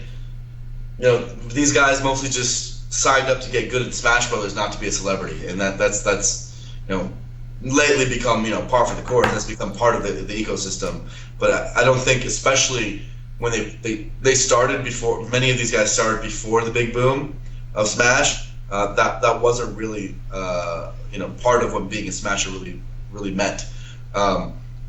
So yeah, I mean, a lot of it, you can only expect so much out of the internet. Internet's a beautiful place. I think the Smash fan base is really good, but there's a responsibility on other community members to really know what jokes are appropriate or not, and that the internet, as as mean as it can be, most of it is usually parroted, or it's lots of it's memey. So if you're someone who has a very large influential voice and you know how to steer the memes, and you know how to steer and influence the people, then you can probably get them in the right direction. And most of the Smash players are just not really used to that, right? Like I think that it takes a lot of learning to get to that point, to understand how to really talk to the internet. And really, say your points clearly and be genuine with them without being nervous or about showing your true self or your true personality. And that can be really frustrating for most people. Let's see. How surprised are you that Plup's Fox brought Mango's Falco to Game 5? I mean, I think I'm pretty surprised. I thought I called it as probably 3-1. I thought 3-0 or 3-1, yeah. I was pretty shocked. I mean, there were really the games he won were stupid close, right? So, and it was still kind of a solid win. Mango definitely just won. But yeah, I mean, I didn't think he could just pull out his tertiary and take Mango to Game 5. Like, that's kind of nuts. Yeah, I mean, that's like Mango's matchup, right? Although debatably not so much after that after SFAT, but to have the expertise to take 2 games is very impressive. I'm mainly an FGC watcher player. Why does Smash call empty hop jumps Tomahawks? Where did this term come from? DJ Nintendo just made up the term as far as I know. Yeah. It's like a random New York thing. We can call it empty hops for clarity, but yeah, DJ made it up and we all kind of liked it, so we said let's roll with it. I'm mainly an FGC. Let's see. Why do you think Mango shied away from Marth at Shine? Just because his Falco was feeling it and playing on point, or because he was scared of playing Marth versus SFAT? Well, I think his Falco was playing phenomenally, and you look at those games, and I don't want to echo Mango, but those were all winnable games. It came down to Shine spikes at the end, and Mango had the lead in game 1, 2, 3, and 4 going into last stock. That I wouldn't ever question Mango going Falco over his other characters, especially against SFAT. Yeah. Did we just learn something from Sheridan? I think it's joking. It doesn't make sense. What he's saying doesn't make sense. I think he's joking.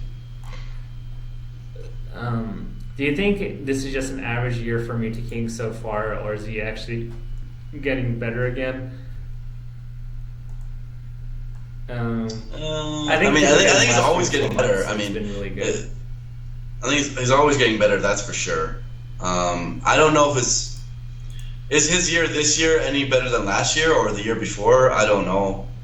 I think he's roughly ranked at around the same spot he's been ranked for the last couple of years, right? Right around number 5.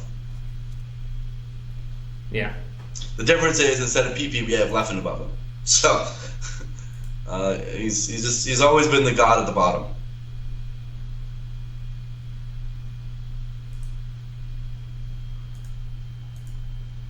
Let's see. I mean, he did win PAX last year too. Yeah, so he seems to always have one event. Yeah. So Leffen is essentially, or SFAT's essentially this year's Leffen. Let's see. HBox definitely looked at SFAT's controller at one point to see how he was DIing during their set. It has been accused of this in the past. Is this cheated, frowned upon, or do we not care? I honestly don't care.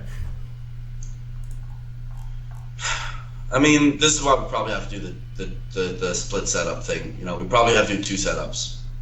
Is there a situation where this actually matters, though? Yeah. I think there is. I do think it matters. All right. I think if you know someone's DI on Puff's down throw, which is a long animation, if you see their tech direction with Sheik, for example, you could probably, I don't know, maybe you can look down and actually do a tech chase on that. More hindering. There's no reason why you shouldn't be able to react to Puff's down throw. That other case where PP literally DI'd it the wrong way, Hungrybox would have gone that rest no matter what. And Melee's so fast, I'm not actually sure if it's practical. Maybe Puff's back throw, because that's kind of long, or Pikachu's back throw. Pikachu's back throw actually sounds pretty good. Because it's long, and then you can see the DI, and then be able to give them off of it, maybe? I just think it's so hard to look back and forth that the trouble to regulate this doesn't even seem worth it. Are we going to create split? You don't have to look back and forth if you're standing up. Are we going to ban standing out? No, but we could put 2 TVs for every what about pools? Not about pools. I mean, I don't think we ban this ever. I don't think we ban this ever at all. But I do think on main stage when it's top 32, if we do 2 setups, it solves this from being a problem. Yeah. And there's other benefits from doing 2 setups anyway, so.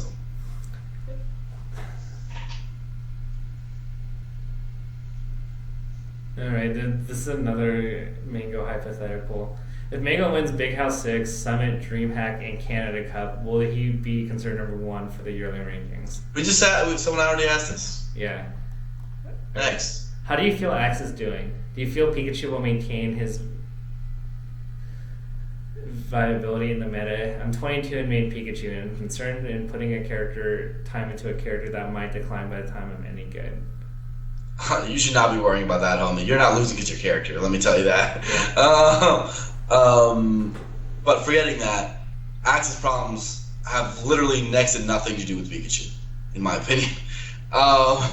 Like, he's clear. Like, it's funny because I think in many ways why Pikachu is so much better than his top tiers is when he plays top tiers, he plays them like they have no flaws, right?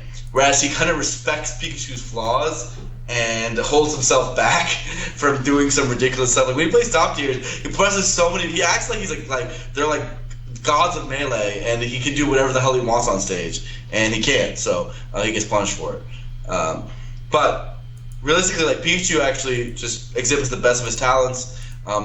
His main problems would probably carry over to his other characters if he really worked on them.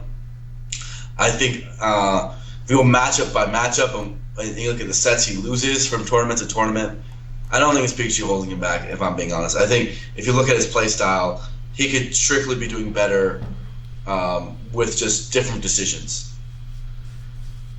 Yeah, I mean, I think there's still much to be had about discovery about this game, that we're nowhere near like definitive conclusions on Pikachu. What do you think? Who do you think are the most and least optimized characters at the moment within the metagame, except Sans Fox? Are we saying the top 10 characters, or are we including low tiers and shit? They're saying metagame, so I'm assuming like 8 to 10 characters. Okay. Because technically the answer is always the low tiers and the mid tiers, right? Yeah. Because I think that's why they added that qualifier. I mean, according to Armada, Peach is the most optimized out of everyone, right? I don't know if I believe in that. But yeah, I know. I'm kind of memeing right now. I don't know if I. This is where the Tafo shots come out, and I mean that in more than one way. Hey, I don't think any character is very optimized right now. Most are very unoptimized. The answer still might be Peach of the 10 as most optimized, but not very optimized still. There's still so much more they could do. Yeah. But probably the most, at least, because Armada's that good, right? But there's a lot of Armada's not doing that it could be. Least optimized, there's a good argument for Samus. Short hop fastball missiles. Did you see that Gooby video? Boost balling. There's a lot of tech skill you could do. If you can pivot F tilt, that changes the character a lot. Did you see that tech video that came up on Reddit today? Yeah, it's really amazing, right? Samus is actually one of the most technical characters in the game. If people could do all the advanced tech with Samus, she's terrifying. If you could do like the ledge options where she has her invincibility, and you can really perfect that.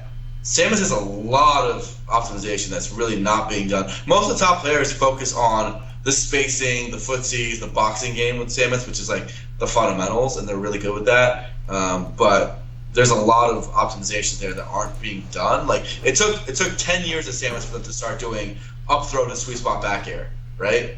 And to really do that setup and start using sweet spot back air more and more. So character's pretty unoptimized even still.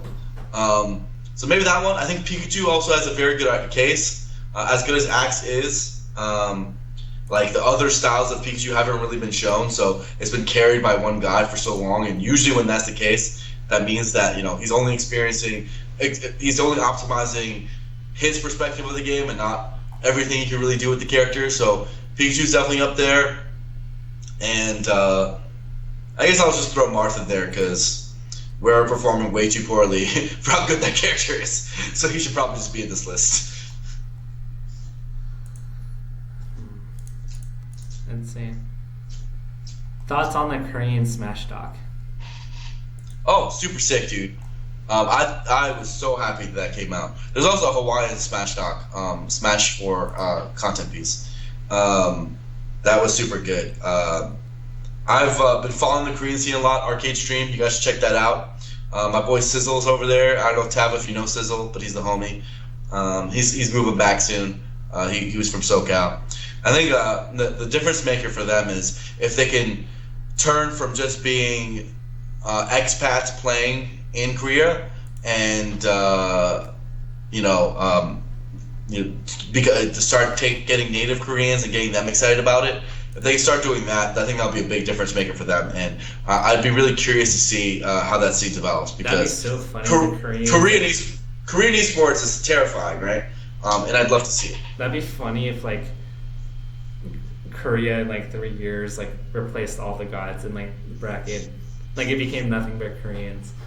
That'd be crazy, right? That's happening in other esports, guys. I guess that's how they optimize the game. we let the Koreans figure it out. Yeah, we let the Koreans people out. But I mean, not only that. I think just like their esports infrastructure would do a lot for us.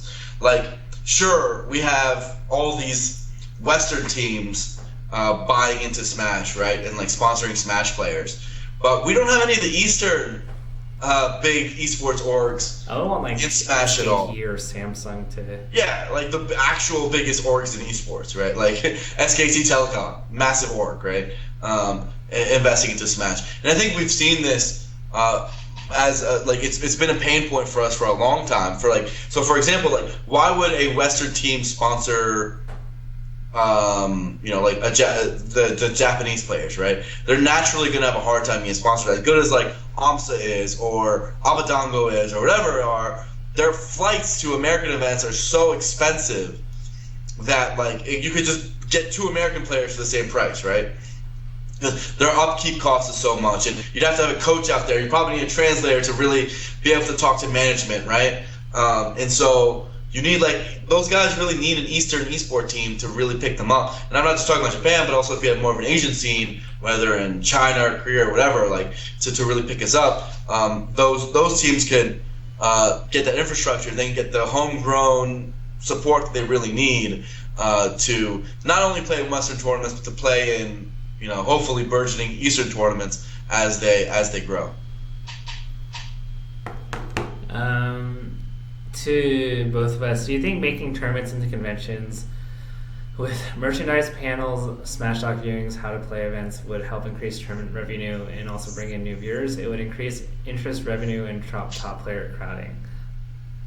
I think that SmashCon has shown that the answer to that is likely yes, but depends. The answer is depends. I think it's mostly like you have to market your event to be what you want it to be, right? Like, I think there are other ways of doing it that are just as successful, but most models would benefit from having those factors. Like, having merchandising is there's never bad to have merchandising, no matter what type of event you go for. It's never bad to have, vendor booths and cool stuff for people to do and like more things to do than just the tournament. That's almost always good.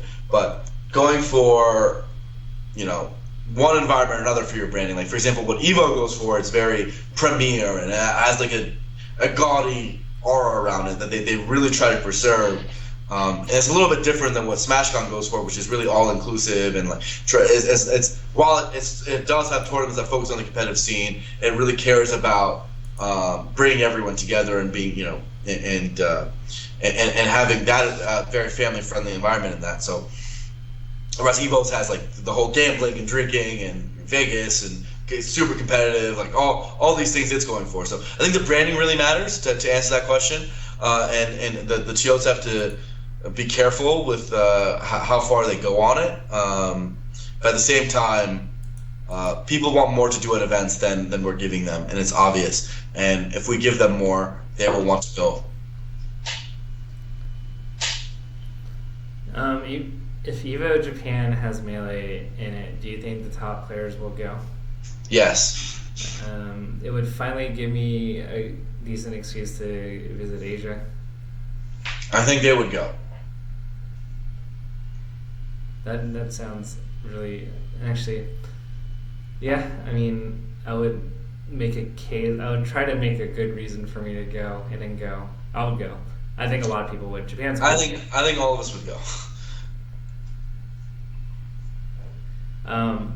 Do you think it will take Melee HD for Melee to expand to countries like China or Korea? So the main reason why we have a struggle in Korea, China, and many other countries like India, Russia, is that Nintendo actually does not distribute to those countries. They even pulled out of Brazil recently. So, obviously they still know the characters because, there's pirated versions of Nintendo games out there. If you go to those countries, that's what you'll see. But because Nintendo doesn't actually distribute, the game out, the fan base wasn't really built. The game wasn't really big out there. So we're really working uphill to internationalize our game out there. So Melee HD would do a lot, but if Nintendo doesn't distribute their game in China, Melee HD in China, then we're still at the same problem. So sort of, but not really. I think that we'd have to approach it from a different angle to really make it popular in those countries. I didn't listen to a word you said. That's fine, dude. You're passing out. Who would be the best if there was no seeding? I don't understand that question. The answer is no. Keep going. Is there anything else? Are there any open source software development projects in the community? Yes, there's many of them, dude. There should be more, but there's a lot of them now. No, but there's an AI one that was recently popped up recently. Someone's making a good CPU AI. Check that out. Hey Blur, why did you dodge my challenges to slow melee money match at Super Smash Con? I didn't dodge them. I feel like you dodged them. Get the facts straight. This is more directed to Blur. Do you think Shine overpaid massively and that's why they're in debt? DM Brandon just told me on Twitter that, but I can't really speak to that because I'm not a TO. Because I consult events on their budgets and stuff, and I do that all across the board, I don't think I'm comfortable answering that question. I feel like it's like ultimately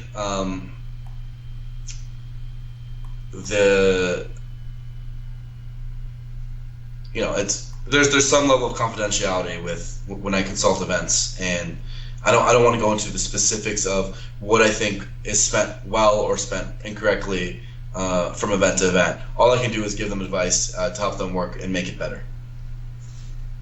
If PP participates in Big House 6, how is he seated?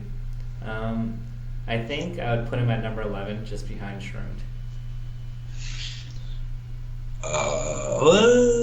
Yeah, or 10, maybe above Shroom. I think definitely below Plup, West, Axe, SFAT. Yeah. Do you think that a sponsor team at USA would accept to invest on a player from another country? It's very hard to get a sponsor in Brazil at Smash. Brazil will be a little bit easier because at least it's the same hemisphere, but I think many of them struggle, especially with the alternate time zones, because like their coaching staff, their management would even have a hard time communicating with those players. I think the travel cost is the hardest problem. Ultimately, like for a Brazilian team, there's Brazilian esports orgs, right? Like look at Pain Gaming or whatever. And I think those guys coming in is the most likely choice. Literally if we're to kind of take away the sponsor entity, let's say like I'm a person and you're trying to convince me to spend 20 to 30 grand on this person and pay for their visa, which is another 4 grand, like, and you're trying to convince me to do it, like, you have to make a pretty good case on like how I'm going to make my money back as a team and as a business. And I don't really think there's a strong enough case for, unfortunately, Brazil and Smash in its current state. Yeah, Brazil Smash needs to get bigger for that to happen. Yeah. And it can get bigger. Keep grinding, guys. You're on your way. We all need to do better to get you guys there, but yeah. You guys are getting there. It is getting better. You guys can feel it. Thanks for repping Smash so well at Ultra Chen. Which Smash-centric major would be best for our Thanksgiving, quote-unquote, with Street Fighter V? Sorry, what was the question? So I made a reference to like Thanksgiving dinner, where like EVO, like they're inviting us to like their Thanksgiving dinner. Like, I see. Yeah. So when? So what event would be like the ideal one to invite the FGC guys? I guess is the question. And like host an FGC tournament? Yeah, alongside Smash. None of them? I don't know, man. I think I answered this earlier. I don't think that. My personal vote would be Genesis 3. Genesis 4, you mean? Or Genesis 4, mainly because AJ, even though AJ is like not a part of EG, like Justin, Ricky, and the EG guys like live in the area, so they would already come, and I think that would, and people like NorCal, so like would visit NorCal for a week to go to like the Foundry and to go visit Justin and stuff. So I think it would naturally have a decent draw. Yeah, sure, but I mean, do we have to host Street Fighter? Like, I just feel like we wouldn't give them a good tournament. So I mean, I think out of like all the tournaments, I think they're the best one, even if it's not great. Sure. If we do a good job with it, and if that event does if Genesis does Street Fighter, for example, like you said, and they do a kick-ass job, then sure. And if they really go all out, then sure. But I'm not sure we should want that, because if they do a kick-ass job, that means they put Street Fighter on Finals Day. They go take a dedicated stream away from a Smash game and give it to Street Fighter. They fly Street Fighter players in. They probably add a pop bonus, which is funded by Smash venue fees. They'd have to do all this stuff to do a good job, and that doesn't really feed back for Smash. So I don't know why we'd want it. Do I think Falco still holds the second spot still? His results have been debatable. I think Fox and Marth are better. Oh, is that your answer? Yes. Oh. Yeah, Marth's the best character in the game, in my opinion. I think I have it as Marth, Fox, and I don't have Falco third, actually. I have Puff third. Puff third, fourth, probably Falco, and then 5 Sheik, I think. Or 4 or 5 Sheik, Falco is pretty close for me. So. Yeah, I don't think Falco's very good, but then I play Mango and I don't know what to do with life. But yeah, he's pretty good. What is your current job, Mr. Blur? I am esports program manager at Twitch. I help. I'm in the esports department, which is like we help run and host events, leagues, things like that for esports. Things like the ECS, which is the Counter-Strike League, the Rocket League, RLCS. That's another one of our programs. We have the Capcom Pro Tour, which is a Street Fighter program. A bunch of stuff, projects we have like that. In general, what I do is I consult Smash events. I do pre and post event consulting, so postmortems and pre-event consulting to make on like pretty much every event. I do player agency work, so I help players get signed. Most of the signings you see, that's me. And I, of course, host tournaments on my own, do commentary, do a lot of the talent management, basically run the scene. That's what I do. And yeah, that's takes a lot of my time. Talk to the publisher, I do that too. I'm pretty much Nintendo's key point into the scene. So, how do you think a Street Fighter player would do if he transferred into Melee?